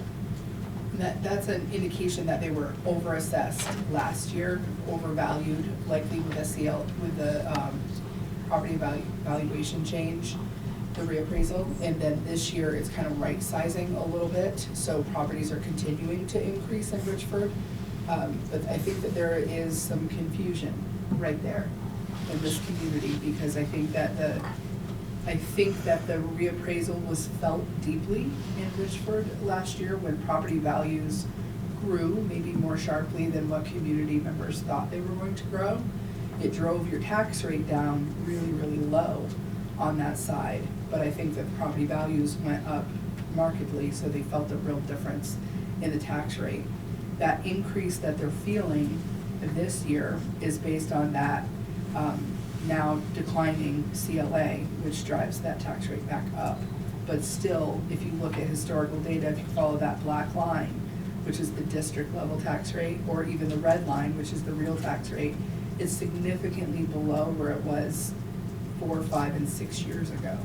So I understand completely that it feels like an increase, but I hope that people can also look at the historical data on this. And because you can't accurately compare tax rates even within a district that should have the same tax rate, the way that we look at spending and compare how we are doing to other systems in the state is through that ed spending per pupil amount. And so this graph is in your book. We've covered it a lot in board meetings. This is for the current year, so it's FY24. It's the amount of money that you're spending, your ed spending figure, divided by the number of equalized pupils you have this year. And so that's using that new pupil count, the ones with the greater weights that we're benefiting from. So if you look statewide, down at the bottom, the lowest spending district is at about $8,000 per pupil. The highest spending district up at the top is about $18,000 per pupil. So a pretty huge range, more than 2 times between the highest spending and the lowest spending. And we had talked about Act 127. The intent of that act was those folks that are down in the basement at the 8,000 would be able to spend more money for relatively the same tax rate. And those districts that are up at the $18,000 range, the hope, I think, was that they had a 5-year glide path to get that down more towards the middle of the pack. So if you look at that statewide rate, you'll see there are a handful of red lines in there. Those are our colleagues in other Franklin County towns. The 2 black lines towards the middle, the top one is the statewide average per pupil spending. The lower one is the Franklin County per pupil average spending. And then towards the bottom, those 2 blue lines, the one closest to the bottom is Northern Mountain Valley's per pupil spending this year, and a few ticks up above that is Enosburg-Richford's per pupil spending this year. If we go to the next slide, we'll drill into, on the left, just looking at the bottom 20 on that first chart. So again, we're still in FY24, the current year we're in. Lowest little blip down at the bottom is spending at about $8,000. The first red line is NMV, the 12th lowest in the state in terms of per pupil spending. The next one above it, Enosburg-Richford, is 18th lowest in terms of per pupil spending. So this is out of 125, 26, something like that, districts across the state. If you now look at the right side of this chart, we are moving ahead to FY25 per pupil spending. This picture is not yet complete. But what we do know are those lines that are in green on the right side are districts that have a voter-approved budget now, and so those figures are accurate. Again, you still have one, the lowest down around 8,000, a little above, but you've got them kind of spread throughout in terms of where they are likely to be spending. The 2 districts that are in black are districts that have not had a vote yet. So they have warned their budget. We know what their per pupil spending is going to be if that budget is passed, but they are still uncertain, and we won't have details on those for a few weeks. The 6 lines in red are districts that had a failed vote. So Enosburg-Richford and NMV, you can see, are sort of in the middle of that pack. There's one district below them that's had a failed vote, and then 3 up above that have had failed votes. We don't know yet what those towns are likely to do in terms of rewarning budgets and re-voting. We can assume they're not going to increase their budgets and get something passed. We don't know if they're going to try to go back with the same one or make some minor cuts and move down. We do know the line at the bottom, Holland, doesn't actually operate any schools, so their budget is their budget. They are just paying tuition bills to other places. There's no place that they're able to cut. That Holland one is actually the lowest red one, so they voted that down even though they don't have a budget that they can. Right. So we assume that they're going to go back and try to pass a similar budget, but we don't know what other options they have. So you'll see in this one that that if our budgets had passed, and if budgets had passed all throughout the state, NMV would have moved from the 12th lowest to the 9th lowest, I think, and ER would have moved from the 18th lowest to the 10th lowest. That's even with all that additional spending that we put in, and that's because of the benefit of Act 127. So even if those budgets were passed, we're even closer to the bottom step in the basement. So I think that speaks to, we had the capacity to add more than we did. We've been conservative in what we have added there. I think what's interesting to note is that at the 9th and 10th lowest in the state, as we start to cut, we're going to lose more steps there. We're going to have other systems that they're spending because they're already approved. We have several green below us that are approved. If we cut below those levels, we'll be even lower across the state. And one thing that I think is important to point out is that on that graph, Morgan, Stratton, Holland, and Ira, that are first, second, third, and fifth on that line, don't operate schools. Those 4 are non-operating systems. You've got Mount Anthony right above Holland, which is a pretty large high school. I think around 900 students, if I remember, 800 or 900 students, so they can be pretty efficient with that number of students. They get some economical efficiency out of the size of that high school. And then you've got Derby, Stanford, and Quarry Valley are the only systems right now, if we didn't change our budgets at all, that spend less than we do.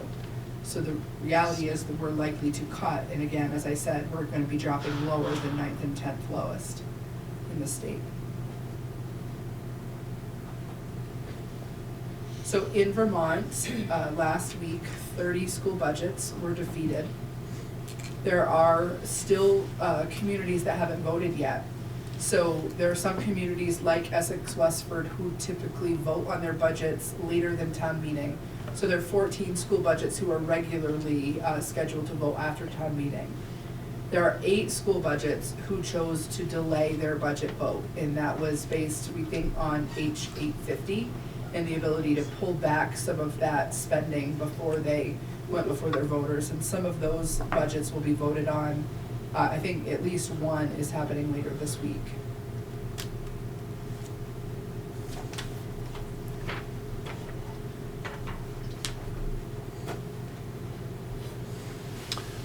We touched on this with the graph, but I just kind of wanted to tip you to something that could come up in either of our 2 districts, and don't want it to be a surprise if we get there. So the dollar yield, which will be set by the legislature, is the last piece of that tax rate puzzle. As education spending declines anywhere in Vermont, the dollar yield goes up. So as there are districts that are rewarning their budgets, going back to the voters after having pulled some money out, every district that does that is going to help push that dollar yield up. As the dollar yield goes up, our tax rate declines. As well as when we make decisions here, budgetary decisions, as we cut funding, our tax rate declines, and it declines pretty significantly compared to the dollar yield, but both of those drivers are going to push us down. We are at about $1.10, I believe, on this side in terms of the tax rate that we proposed to the voters. We sorry, we're at $1.67 is what I'm looking at right now. As that yield goes up, again, that $1.06 goes down to $1.05, $1.04. As you make budget cuts, that tax rate continues to drop. If and when we hit $1, the state will not allow us to go down any farther. So once you hit $1, any cuts you make are just benefits to other districts because you're still going to be sending the same tax rate forward to your communities. It's sort of like the exact opposite of what those tax rate caps were doing for those districts that were trying to enjoy those. We have a few systems that are below $1 and they're still taxed at $1, and it's those ones that only tuition kids and so don't have a need to bring their budgets up, or some of the GORs that have only a very small handful of kids or even no kids. So we're not at risk of that yet, but we want everyone to be aware of that so that we're not having to give you background information if we're at next week.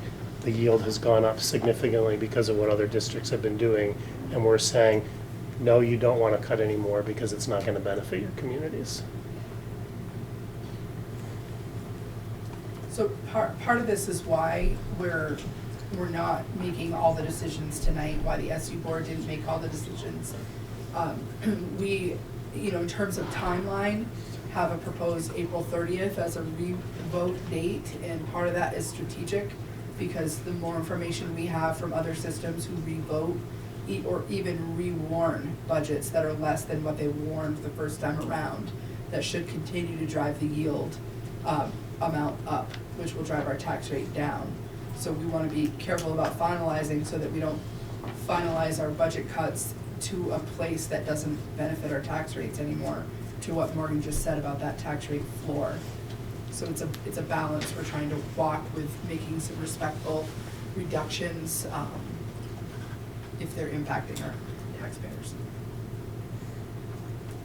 Other things that we have to consider as a result of this is we have some things in our master agreement that are time sensitive. So teacher contracts, according to the master agreement, must go out no earlier than April 1st and no later than May 15th.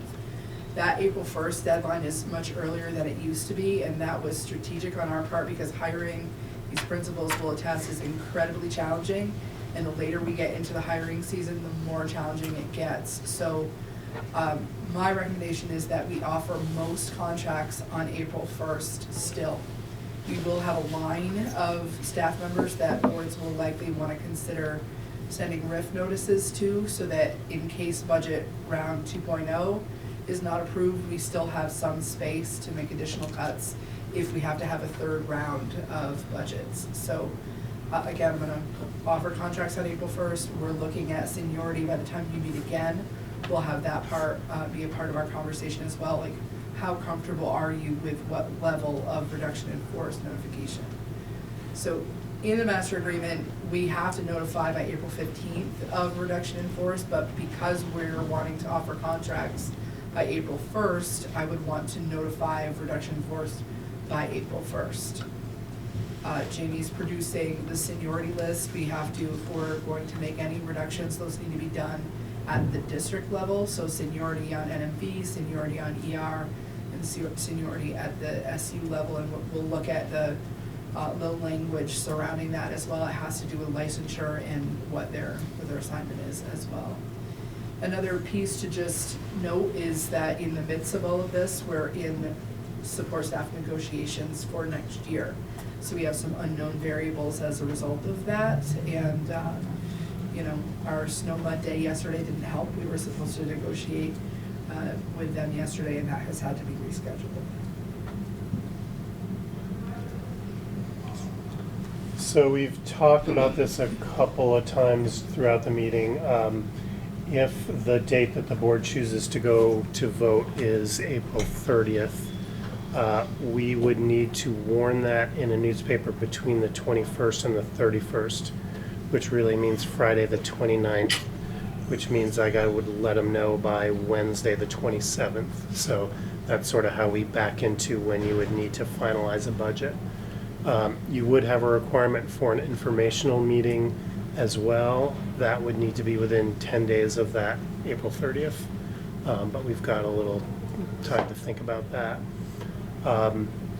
The reason that we have such a long lead time, we've been getting some conflicting advice in terms of timeframes for warning a budget revote, and where it seems to have settled, at least as of today, is that if you're only voting on a budget, if you're only revoting a budget, you have a shorter window. So I think it's 7 to 10 days to warn it. In this district, the budget failed as well as the article to borrow money failed. And so as of right now, you do not have authority on July 1 to borrow money to pay your teachers, what have you. The reason that's important is that if one of your towns does not send a grand list to the state by their deadline, the state doesn't know how much money to send you on September 30th or September 15th, which is our first chunk of change that we get from them. And so they don't send anything. And, we are still trying to meet payroll, for your principals throughout the summer and for your teachers starting, right in that August, September timeline. It also means that we can't go through the steps we need to take with a bank to get basically a line of credit in place, which we do every year. I bring that to you normally in April to approve that. And that allows us to, again, pay your staff and pay the bills we can't avoid while we're waiting for the state to start sending the state aid. And so we will follow those longer timelines because we have to, because of that article. If we have a vote on April 30th and that article passes and the budget goes down again, at that point we can start working within that 7 to 10 day window and turn these things around quicker if we can meet and make decisions quicker. So there's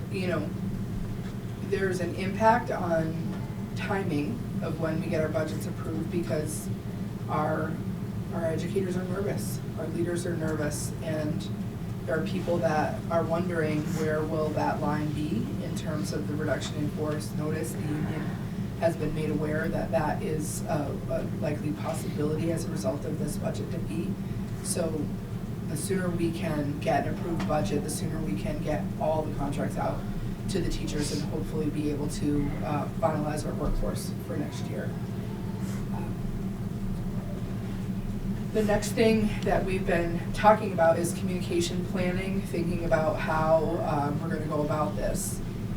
Voter checklists are public records, so we've requested the voter checklist from all 6 of our communities to just use it as a data point to see who came out and voted for or against the budget and who didn't come out, and using that data to inform our strategy for how we communicate about this work moving forward. So I'll give you an example from the NMV side of the budget.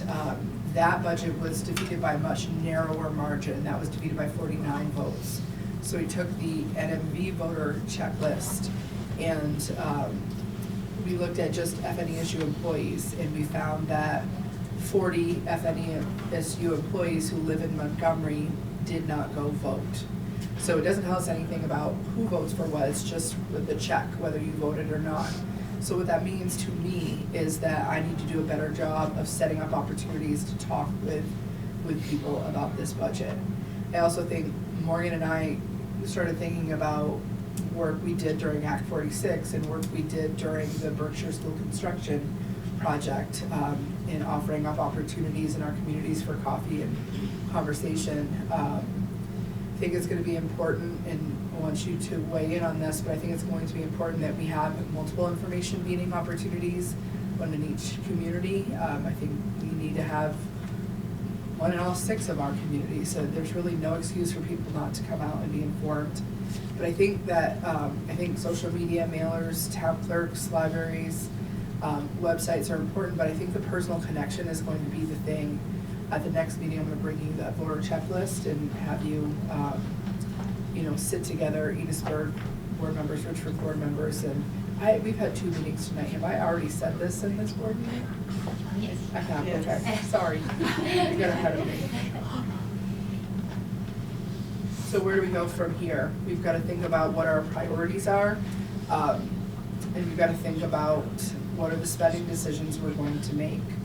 We asked principals to give us feedback about what their recommendations were if things needed to be cut in their buildings. And I think it's important for us, we kind of have a running list to think about those things. And then I think this board has to remember that we are one community supporting students in all of these schools. So the decisions we make need to be made from that district level perspective, that these are all of our students. And just think about, like, when you get to a place where you don't agree maybe on what's the right thing to cut, how will you make that decision? Will you make sure everybody's had an opportunity to be heard, and will you encourage people to say, let's call this to question and then take a vote and be okay with not being unanimous if you need to not be unanimous, but you've got to have a way to make decisions moving through this, and it's good. These are tough decisions. We also have recommendations that we're prepared to make as well. Other school level decisions, we've looked at staffing levels, we've looked at ratios, we've looked at programming in all of our schools in the last, throughout this budget cycle, but then in particular in the last week.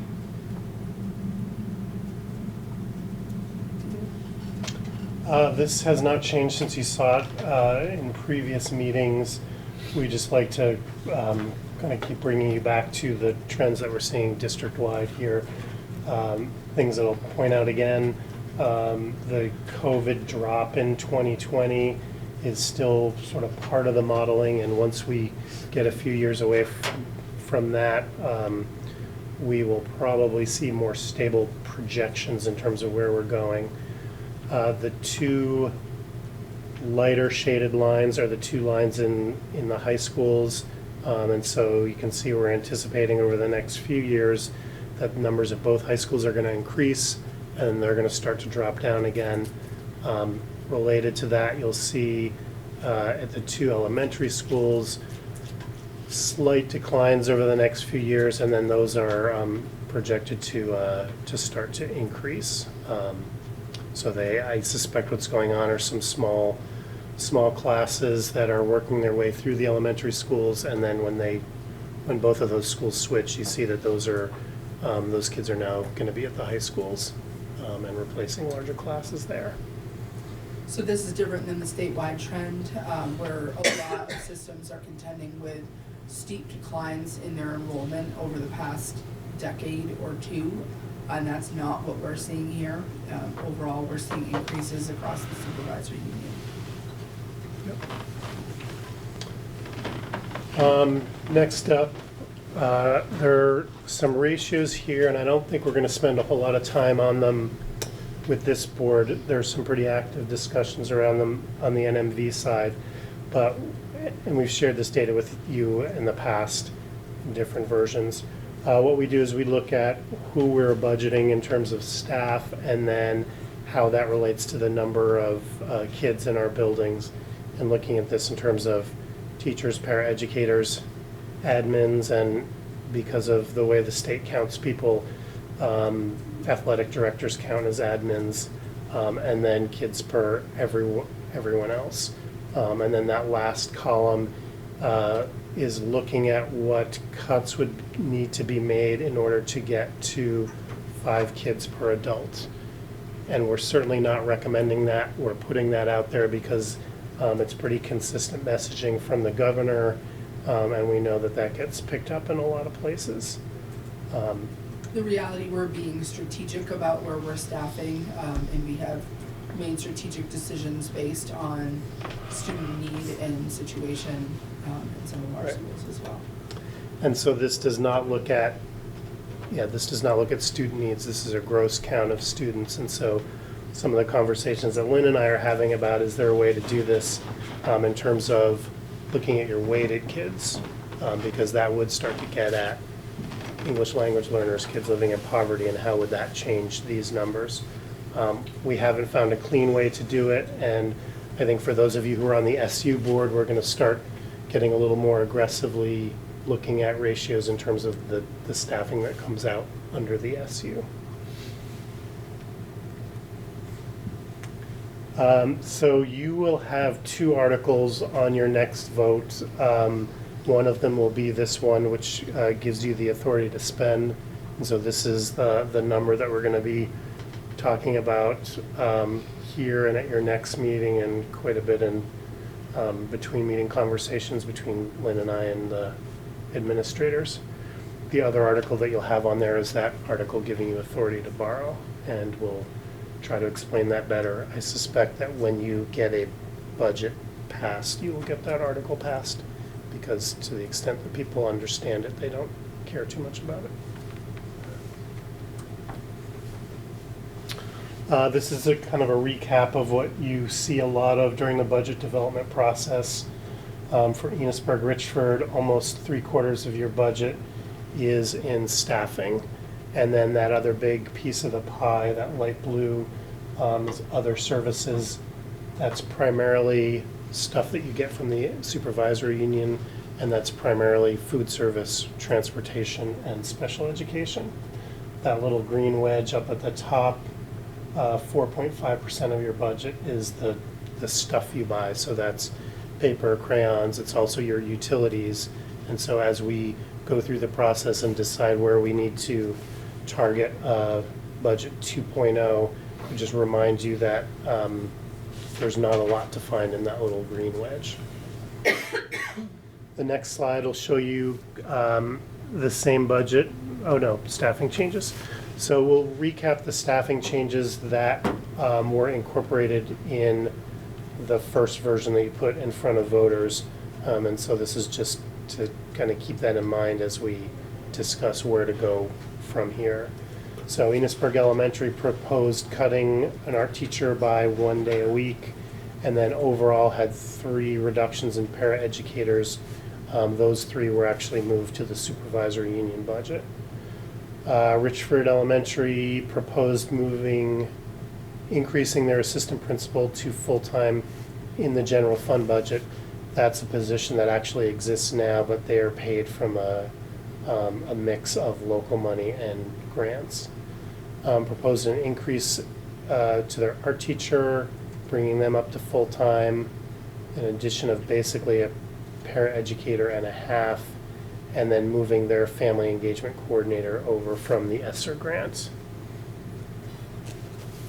Enosburg High School, addition of an art teacher, a reduction of a technology assistant, and that is part of the reason that we're bringing that technology integrationist from the NMV budget into the SU budget and sharing that across all districts.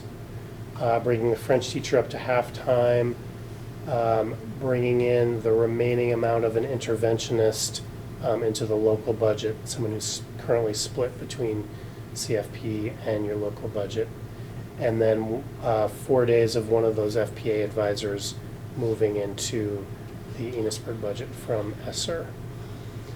At Richford High School, the addition of a health/family engagement coordinator. Currently, that's about 1/4 in your local budget already, but 3/4 would be coming from the ESSER grant. And then the next 2 lines, changes in terms of the total teacher count. It's a net increase of about 1/3 of a teacher. Beth and I went over this in great detail, not just yesterday, and I don't know if I can recreate who it is, because Beth is pretty masterful at not rounding up those Are they fractional? part-time teachers. Fractional? They're all very fractional. And I check his math to make sure he's right. And finally, in Cold Hollow, bringing a half a teacher in from the Perkins grant into the general fund. This is a teacher that's been 1.0 in your building for the last 5 years, I'm going to say. There is a time limit in terms of the Perkins grant and how long we can leave them in there, and we have hit it. So again, that's before we make any changes in this discussion. And so now we're at next steps. And Lynn's kind of tipped how we go where we need to go, but that's sort of up to you now. So, I tipped the part about this district will benefit from the SU budget coming down. We'll have either we put a number in the chart I'm looking at, I don't know what the number actually is, but I had 168 or 385, depending on where they land next week. So in a look with, or discussions with some of the principals over the last several days, speaking with Matt, we could pull out, I think, a third of the French teacher, or half. Spanish. I had said Spanish. Oop, we had that wrong in there, sorry. So that look of panic in your eyes, wrote that incorrectly. So we can talk about the rest, but the Spanish was the easy one. Okay. Yeah. You had a name in there, we're gonna just move, the FPA advisor, that was in there is a reduction. I stepped out of that meeting, I have no idea what fraction you landed on. Right, and I don't know that we've landed on anything definitive, but we are looking at that position. It's tied to decisions that the supervisory union board makes in terms of what FPA staffing looks like. So it's confusing because we have two FPAs. We have the 9 through 12 Flexible Pathways Academy, and we have the K through 8 FPA. So that is on the table, the K through 8 part of it, or the K through 6 part of it. And we have an advisor that spends some time there and some time at the high school supporting some of the Flexible Pathways students. And so there's a fraction of that person that could be on this as well. When we relooked at EES's budget, there was the paraeducator that we could look at. Richford had one additional teacher that we could not fill for Richford High School. Richford Elementary has in the budget a 1.0 librarian. That's been a really hard position to fill. We have someone filling in right now who would be willing to stay on next year for 0.4, so we could reduce that to 0.6 in Richford Elementary. Do you want to talk about ASP guidance? Yeah, and I would say that the Richford Library discussion is similar to the Spanish position in that the person who's currently in that job is only at 0.67. We have always had it in the budget as 1.0, we just haven't filled it, so it's not cutting that out would not be a reduction in services. And then I talked earlier about this idea of moving the after-school program out of your local budgets and into this Medicaid grant that we get at the supervisory union, and then pushing the guidance counselors back fully into your budget. So the net gain for Enosburg-Richford, if we were to do that, would be around $37,000. So not a huge amount, but a change that we probably should be making, and 37 is still 37. So last on the list, we had facilities maintenance. As Morgan tipped earlier, we've typically been reactive about facilities maintenance, and that has led, like many schools in Vermont, for us to have some deferred maintenance in our schools because we just have not had the money to be able to budget for certain projects. Now that we have a facilities director, we're trying to get more strategic and more proactive about things that are coming down the line, so we did build in money in the budget for facilities maintenance. So there's $370,000 there that you could think about. I don't know if we ever heard anything from 8. I'm looking at this list, and Cold Hollow is the only one that I don't have anything on the front. Cutting positions? Yeah. We may be cutting programs. Or parts of positions.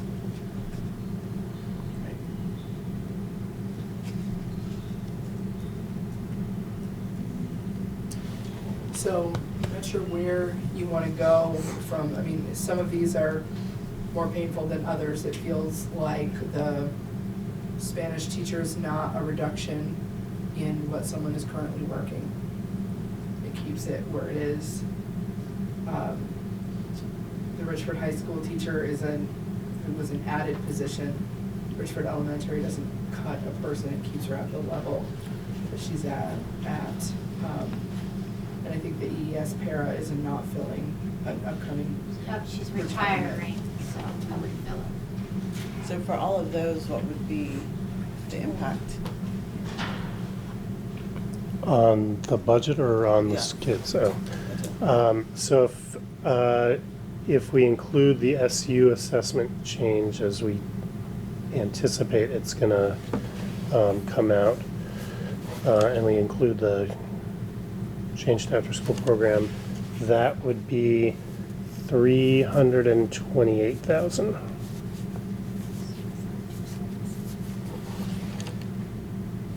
And then in terms of the building maintenance items that you mentioned, I mean, can you talk a little bit about what we would be deferring there further?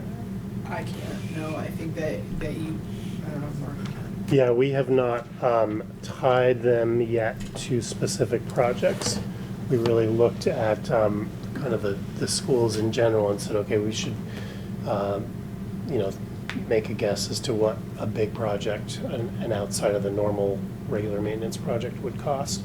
We don't know in reality where we would spend that money, because if, Richford comes back and a wing of their school is closed down because of PCBs, we're probably not going to wait for the state to remediate that. And so it might be that even though we have pockets of that money in all 5 schools in terms of where I'm putting it, it's going to go where the need is.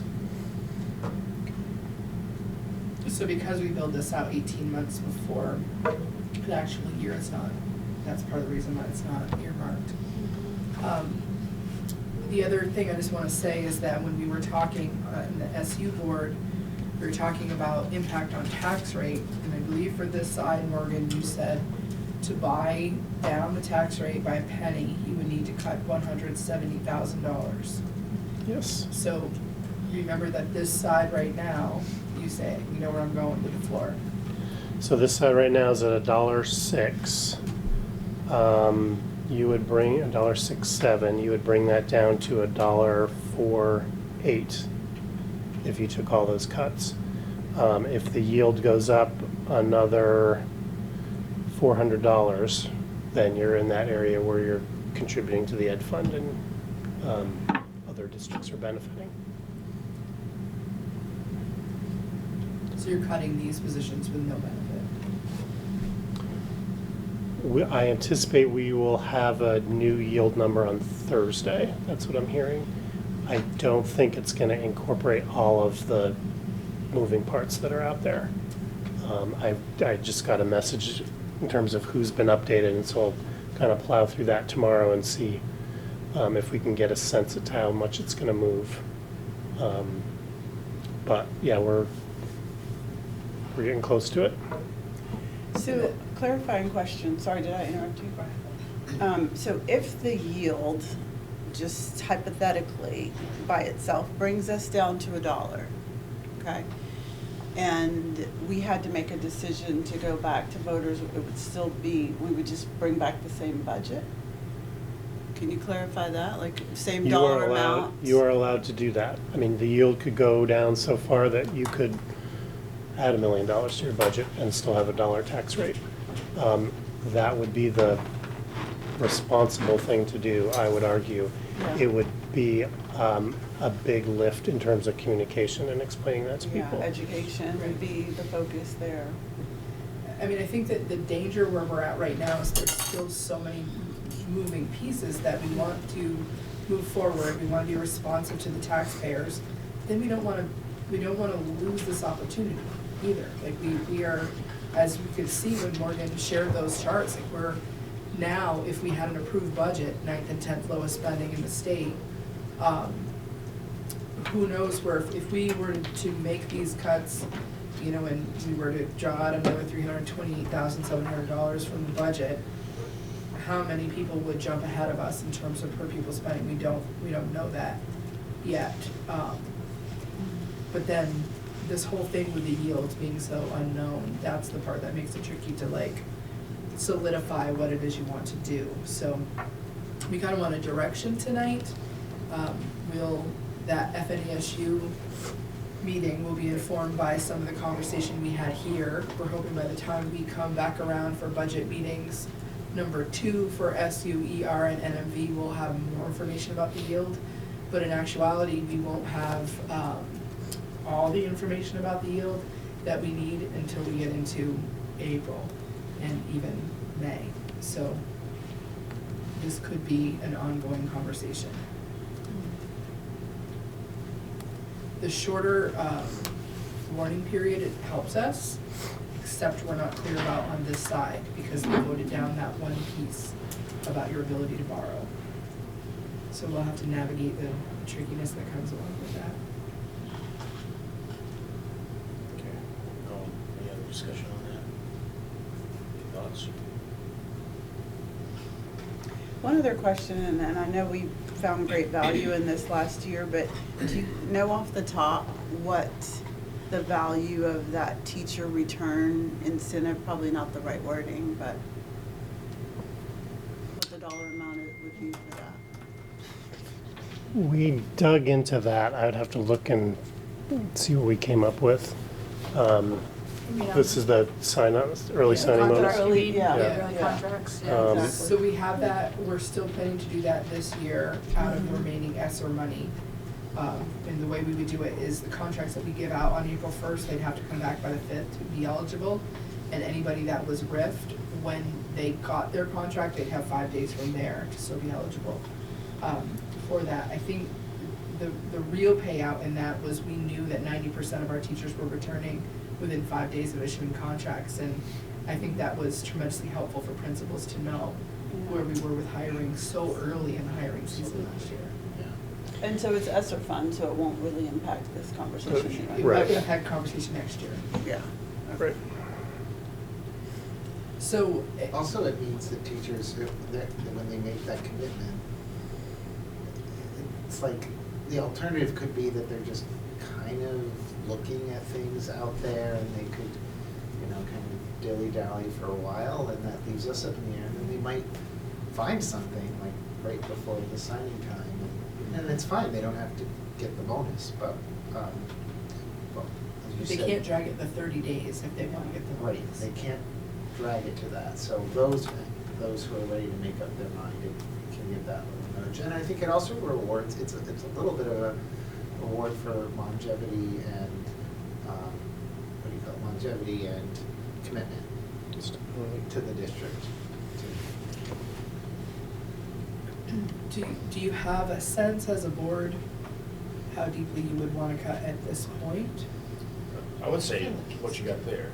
Yeah. All of it, or some of it? I feel like it's really early to make that decision. We don't know. But, I'd say whatever's there, that's not gonna impact. That's not gonna be really deep cuts for you. That's not gonna impact you. How do you feel about the facilities piece?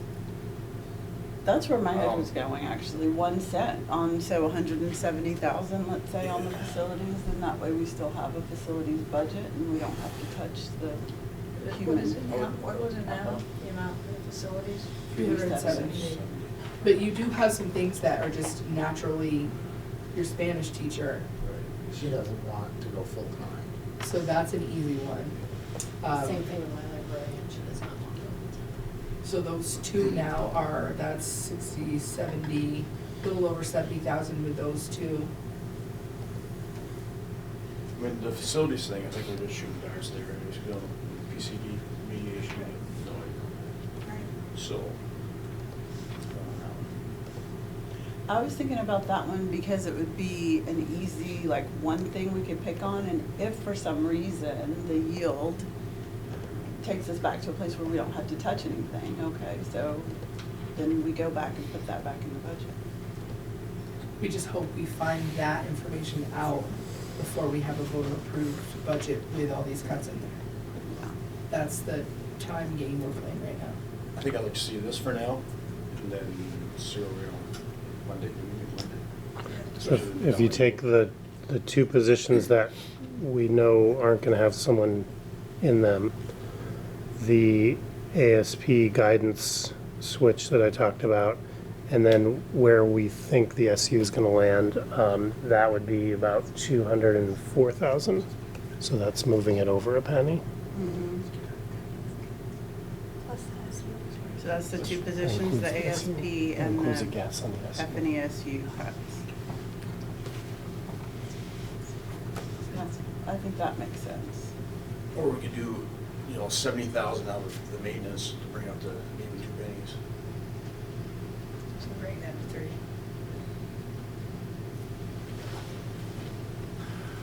That pathways is the K through 6 or K through 8? That is still to be determined by the SU board, so what we Okay. talked about today was eliminating the K through 6 because we still have to hire a teacher for part of the time for the 7 and 8 live instruction for reading. So those FPA students could do that without adding any cost to us because we're offering it anyway. And they would still be able to do courseware for the rest of it. So there wouldn't be a lot of added cost to still be able to offer FPA for our 7th and 8th grade students. There is on the K through 6 side. And so some of the other open items, i.e. the support staff negotiations, that's already budgeted, right? I mean, maybe.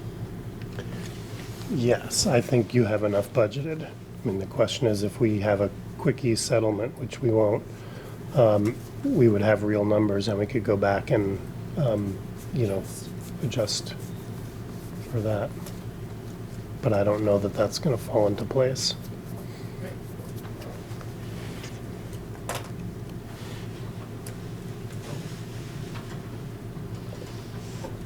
That's what we really needed to get out of this was direction.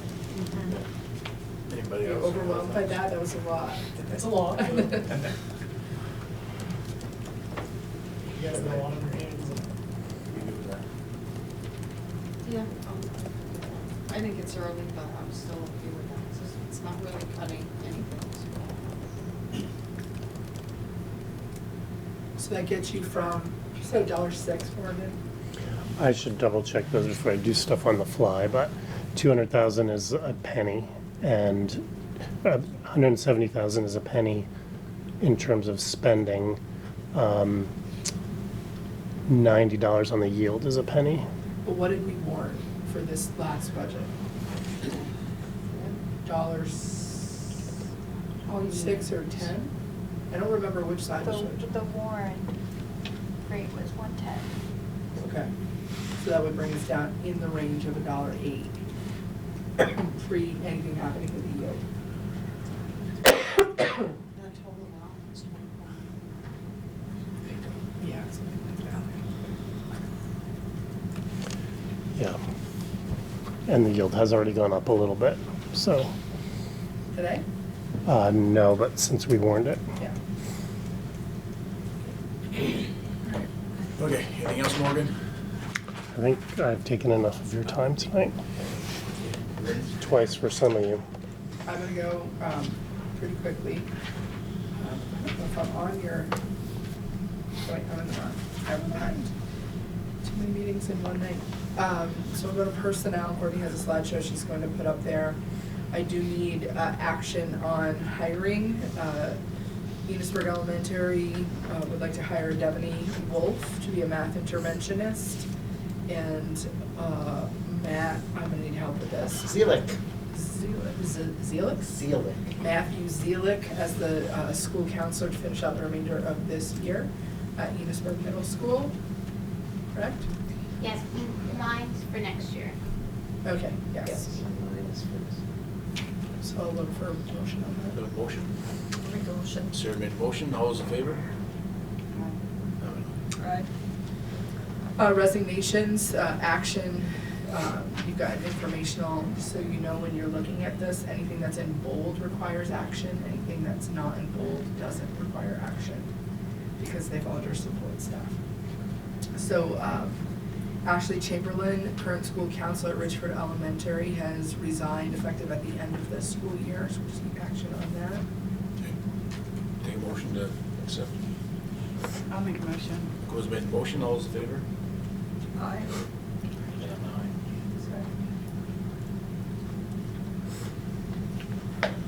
aye. Under- Did you want to mention my head custodian? Yes, actually, thank you. So we have another resignation from Enosburg Falls High School. The head custodian, Chris Johnson, has resigned, so we will be advertising for that position and working to fill that as soon as we can. Thank you for that reminder. Just gonna go to Jamie.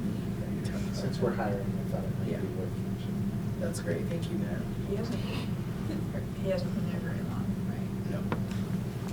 So, open positions, we have, most of the open positions that are on here now are, this is all informational. Those are really, we're looking for positions that need to be filled for next year. So we're still in process there, and if we need to make any adjustments, by way of example, we had posted for a curriculum co-director or assistant director for curriculum instruction. We pulled that post today because we won't be filling that in the SU budget, so we've pulled that and let our candidates know that we're gonna be, because we're budget feet, we're not gonna be able to do that. You have an assistant principal search that we are about to begin for Enosburg Middle School. I brought you Julie Cacal's name last time. She's decided, just timing wise, she'd like to be in more of a teaching role for now. She's done a great job at Enosburg Middle School. What we're looking for is. We would have been thrilled to keep her. Yeah, definitely. I think this is a position that Matt and I can handle in terms of hiring. This board is gonna be really busy over the course of the next 6 or 8 weeks on this. So I just wanted to double check before we move forward with that the board isn't looking for a formal board round for that position. Okay. That's okay. So we'll move forward with that. And are any of you interested in being on the search committee to fill that position? I would actually like to be on it just for the fact that we work closely together. Yeah, I love that. That sounds great. Yeah. So Matt's gonna, maybe you could send information out when you pick the dates, when you'll be doing interviews. Maybe send it to the board. 1 or 2 members would be okay. If we get any bigger than that, then it's more, a little more like a board process Warning thing. things. Yeah. Oh, yeah. You did that one too, Rick. Yeah. I'll do that. So he'll get the dates The out. process will be a little different. Do you wanna say something? Go What ahead. I'm thinking about is that we had treated it more like the principal position it had been. We weren't hiring for a principal, but we made a level of community openness and that kind of stuff. That, for example, when we hired the other assistant principal at the high school, we hadn't done. And so as we're shifting and beginning to internalize more the operation of the building 6 through 12 with a principal and 2 assistants, to me, we would not plan on doing the same level of full community engagement because it's just a different kind of position. So we'd still do the students having a forum with candidates and staff members having a forum with candidates, but we would do the whole evening where it would come to an interview with all of you and have the community forum. So. We have, are we good with that one? Yeah, there you go. Okay. I want to make sure I was reading your face over. No, yeah, just definitely include me. I'm just I'm questionable because we're gonna be traveling during, April, so I want to make sure I come back. I hope we get this sealed up by early April, so. Okay. But I will include So we have one unpaid leave request. So Whitney Fitzgerald is the nurse at Enosburg Elementary School. She has used her sick leave that she has available to her. So she is asking the board for permission to use up to 3 additional unpaid days of sick leave should she need it between now and the end of the year. Okay, Doug made the motion. Okay, all those in favor? Aye. And then I also, third grade teacher, Okay, I should put that on here. Becker. Yeah, okay. I'm say what is same request, 3 days? Yeah. Okay. That's a request. I missed that one, sorry. I'll make a motion on that. Is that 3 unpaid? Yeah, up to 3. All right, Devin make the motion. All those in favor? Aye. Okay. Next, gonna move to student do have one parent request, and this is from an Enosburg Elementary parent who is moving to Berkshire. I don't know the exact date, the language they use is shortly. So they have an interest in allowing their students, they have 2 children, Jen? 3. 3 children. They would like those 3 students to be able to finish out the remainder of the year at Enosburg Elementary and then transfer to Berkshire for the start of the next school year. You are in March.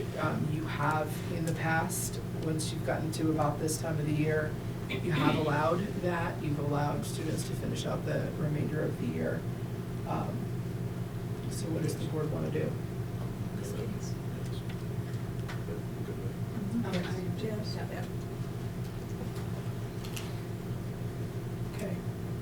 So I think you should make a motion to allow the LaFave family to finish out the remainder of the year. I'll make that motion. Cole's made the motion, all those in favor? Aye. LEFEBRE. Oh, I'm just gonna copy. You can get it from me later. One thing that happened when we merged and formed this district, and the other 4 towns merged and formed the other district, is we created policy about in-district elementary school choice. So there's historical data that I try to present to you each year. So what you had in your board packet was information. Actually, I don't know if this wasn't in the board packet, was it? Yeah. It was, okay. So on the next slide, Courtney, you have information about the number of students who enrolled in each school as a result of this choice policy. From yellow is 21-22, the first year we did it. The red is 22-23, and blue represents this year. The top left is the students that enrolled in those schools, and the bottom right are students that departed those schools. So this process is about to reopen for the 24-25 school year. So I'll be sending out applications for to families by the end of this month. That will be due back by May 1st. Just as a reminder, we're pretty strict on that elementary school choice deadline piece, unless they're the board did give me the authority in extreme circumstances. This came up probably about a year ago, where if we've got documented HHB things that have happened that are substantiated, then you've allowed me some flexibility. Or we have flexibility if a student's situation changes. So like if they move partway through a year and they didn't apply for school choice because they didn't know they were going to be moving. So for example, if a student is in Richford but moves to Enosburg and they really want to stay in Richford, they missed the deadline because that move happened much later. So I have given flexibility for people to stay if their circumstance changed. Any questions on that? Okay. So legislative update. There's a lot going on in the legislative session. There are bills related to sunscreen, cell phones, CTE, both governance and funding, literacy. The one I'm going to talk to you about, though, is education funding, because I think that's the piece that right now I'm definitely paying attention to the CTE piece. Maybe I don't want you to think I'm not, but let's talk about education funding for a minute. So what we're going through right now in terms of this funding dilemma that we're in is indicative of a larger problem with the Vermont education system. There are hard conversations that we have to have as a state about what we want for our kids. So Act 127 pushed some of those conversations to say, you know what, we really don't want student opportunities to be as driven by the zip codes that their parents are able to afford to live in. We want more equitable opportunities for our students. That was the intent of the law. You can see from the work that we just did tonight that that's really not the impact that this law is going to have on funding for our students. We're in a position where we're cutting and dropping even lower compared to the state. So it's a real problem. So we need to look at the funding system as a whole, long-term, not just for the fix that we're doing this year, because that, fix that happened this year with H850 and with, removing the tax rate cap and giving some ease into, the now disadvantaged systems who are historically advantaged, that we're still gonna struggle. We're still going to have a wide gap between per pupil spending in all of those districts. So we need to start thinking about how do we look at this as a state long-term. We've got aging facilities in Vermont that have long-term deferred maintenance. We have a PCB legislation that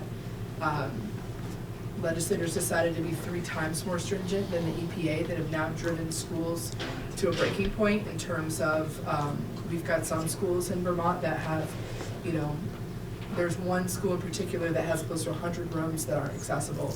We've got some schools that have bands running that are so loud that kids can't hear teachers, because that's part of the remediation plan. And we have no real funding connected, no adequate funding connected to actually remediating those situations. And now that those schools have been found positive for PCBs, they're compelled to fix those problems. So we have to address school construction in the state of Vermont. And I think the other part that's hard is we have a lot of schools that were operating across the state. And I think that through Act 46, the legislature made an attempt to encourage school communities to have conversations about right-sizing the number of schools that they're operating. And I think that, that did happen to a point, but the reality is not a lot of schools want to have those hard conversations about closing a school. I think what just happened last week is indicative of that. There were two warnings on 2 budgets in the state that had to do with closing some really small schools in the state, and communities in both of those communities voted those warnings down. So the reality is, Morgan and I looked at some data. For us, as I said to you earlier, FNESU is the 13th largest SU in the state, or system in the state. In Vermont, we have 69 schools with enrollment below 100. 17 of those schools have enrollment below 50. 4 of those schools have enrollment of below 25. So no community wants to say, we don't want our school anymore. I understand that. That's a hard reaction to a tough problem. But we have to think about not only how we fund education, but how many schools we can afford to operate in the state of Vermont. So I am particularly interested in looking at what the legislature is going to do with this problem. I think the reality is we can't make legislation that then relies on communities making those hard decisions, because I think that communities, when you take Addison County, for example, they've gone to the voters, I think 2 times now, and they've said, we don't need 2 SUs. We can merge our 2 SUs. I think there might have been a school closure in there. I don't remember the details of all of it, but it's been voted down by those communities because no one wants to have those hard choices. So I do think that some of those decisions are gonna have to get made in a different way.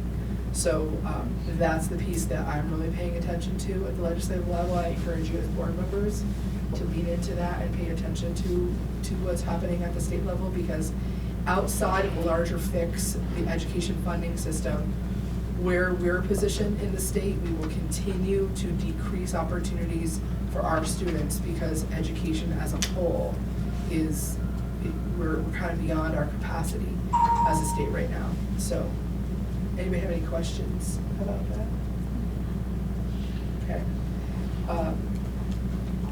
I have some information in there that you were all sent in advance.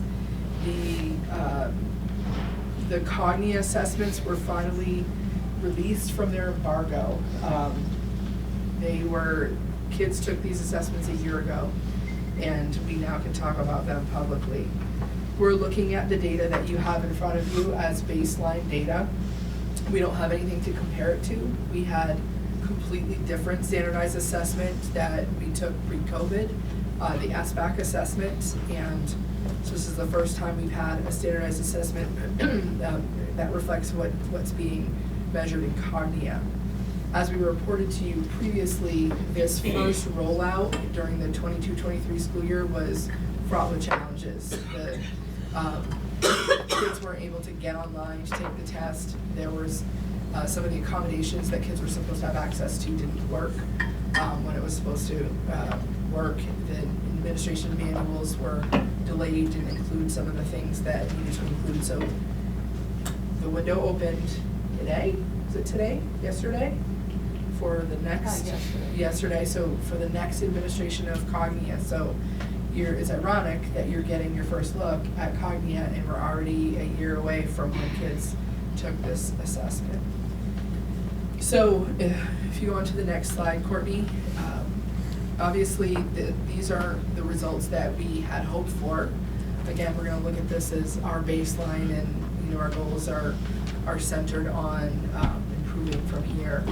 So what this looks at is the total number of students we have in each grade level. So it's grade levels across the bottom, and this is reflective of the 22-23 school year. So 3rd through 10th grade for literacy. Blue is above the standard, green is at the standard, yellow is approaching, and red is below the standard. So we have been working on, you've been receiving information about our local comprehensive assessment plan, and we've been giving you information about how students have been doing on STAR in both literacy and math, and we're hoping that the growth that we've seen in the STAR will be reflected in the growth that we're seeing in the Cognia from 22-23 to 23-24. So Lynn, I'm just confused because 10th grade's not tested. We only test through 9th grade in literacy and math, and then for science it's grade 5, 8, and 11. So I'm just, I don't know why that's there. I don't either. I'd have to dig in to see how many students are reflected in that, because I did this through EduClimber. So I wonder if there could have been someone who was technically a 9th grader, but I wonder, this could represent one student, honestly. Well, I just wonder about that. So it is very confusing because if a student didn't accumulate enough credit in 9th grade to be considered a sophomore in Power School, they'd be considered a freshman in Power School, and we would need to require them to test, even if it's a second year. So that, I'm just confused about that. I don't know either. Okay. I'll dig into that. So check. It's the same thing for something showing up for math there as well. So I don't know why. I'll dig into that one a little more. These are our math results.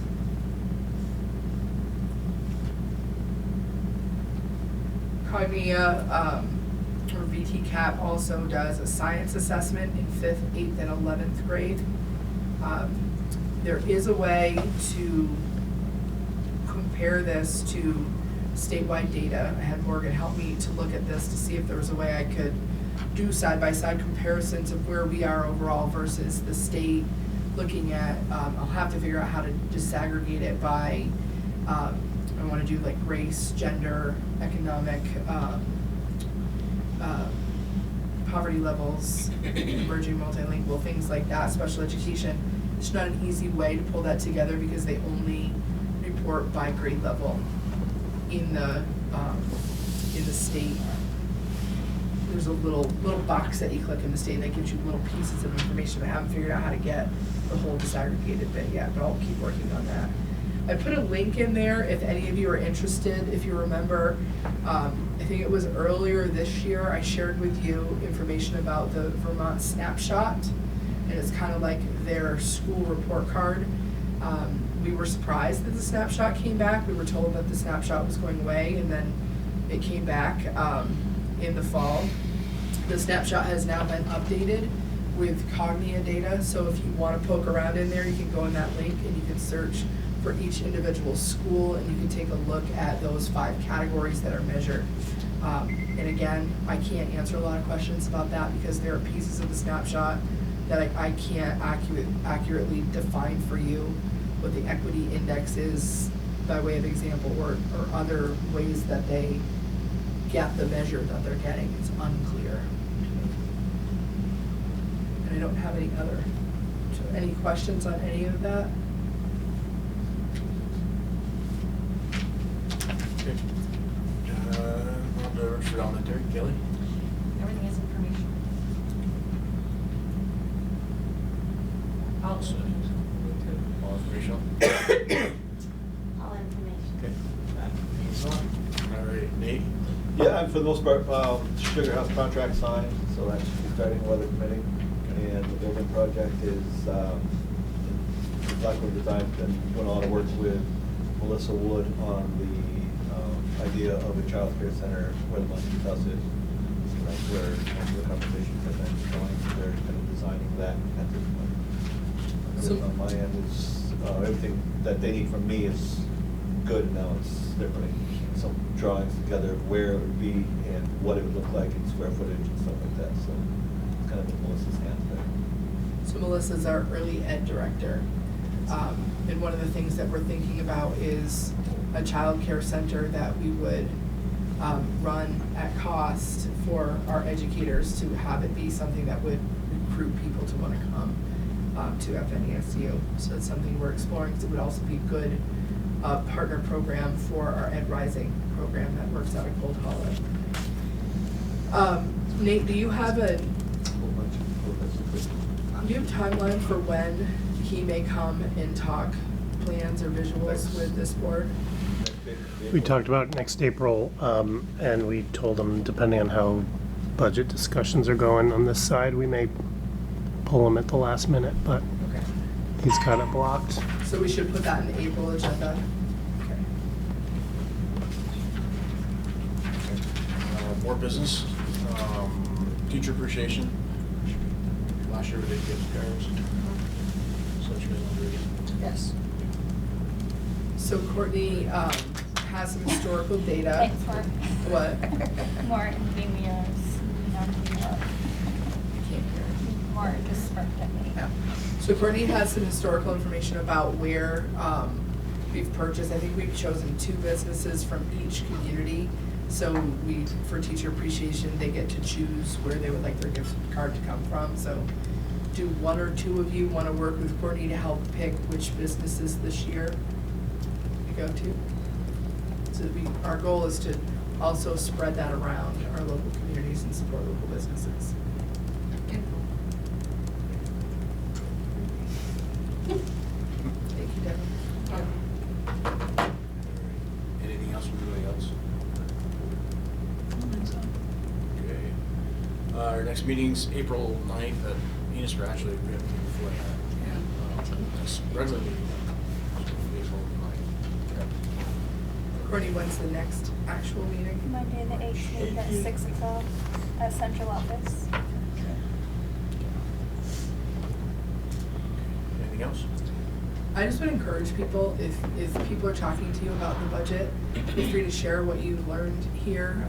We're gonna try to put together some talking points and visuals that you all can have that will help in those conversations. But I think encouraging people to watch one of our videos, whether it's something from this meeting we went through in great detail tonight on purpose, because if people choose to watch this, we want to make sure that they have access to all the information. But just encourage people to take a look at the whole picture by watching one of these or attending an informational session. And you want us there too at that meeting on Monday? Yes. Okay. Anything else? Okay. This Monday, right? And it's okay if it's virtual. Entertain a motion to adjourn. I'll make a motion. Who's made the motion? All in favor? Aye. Yeah, I'm okay with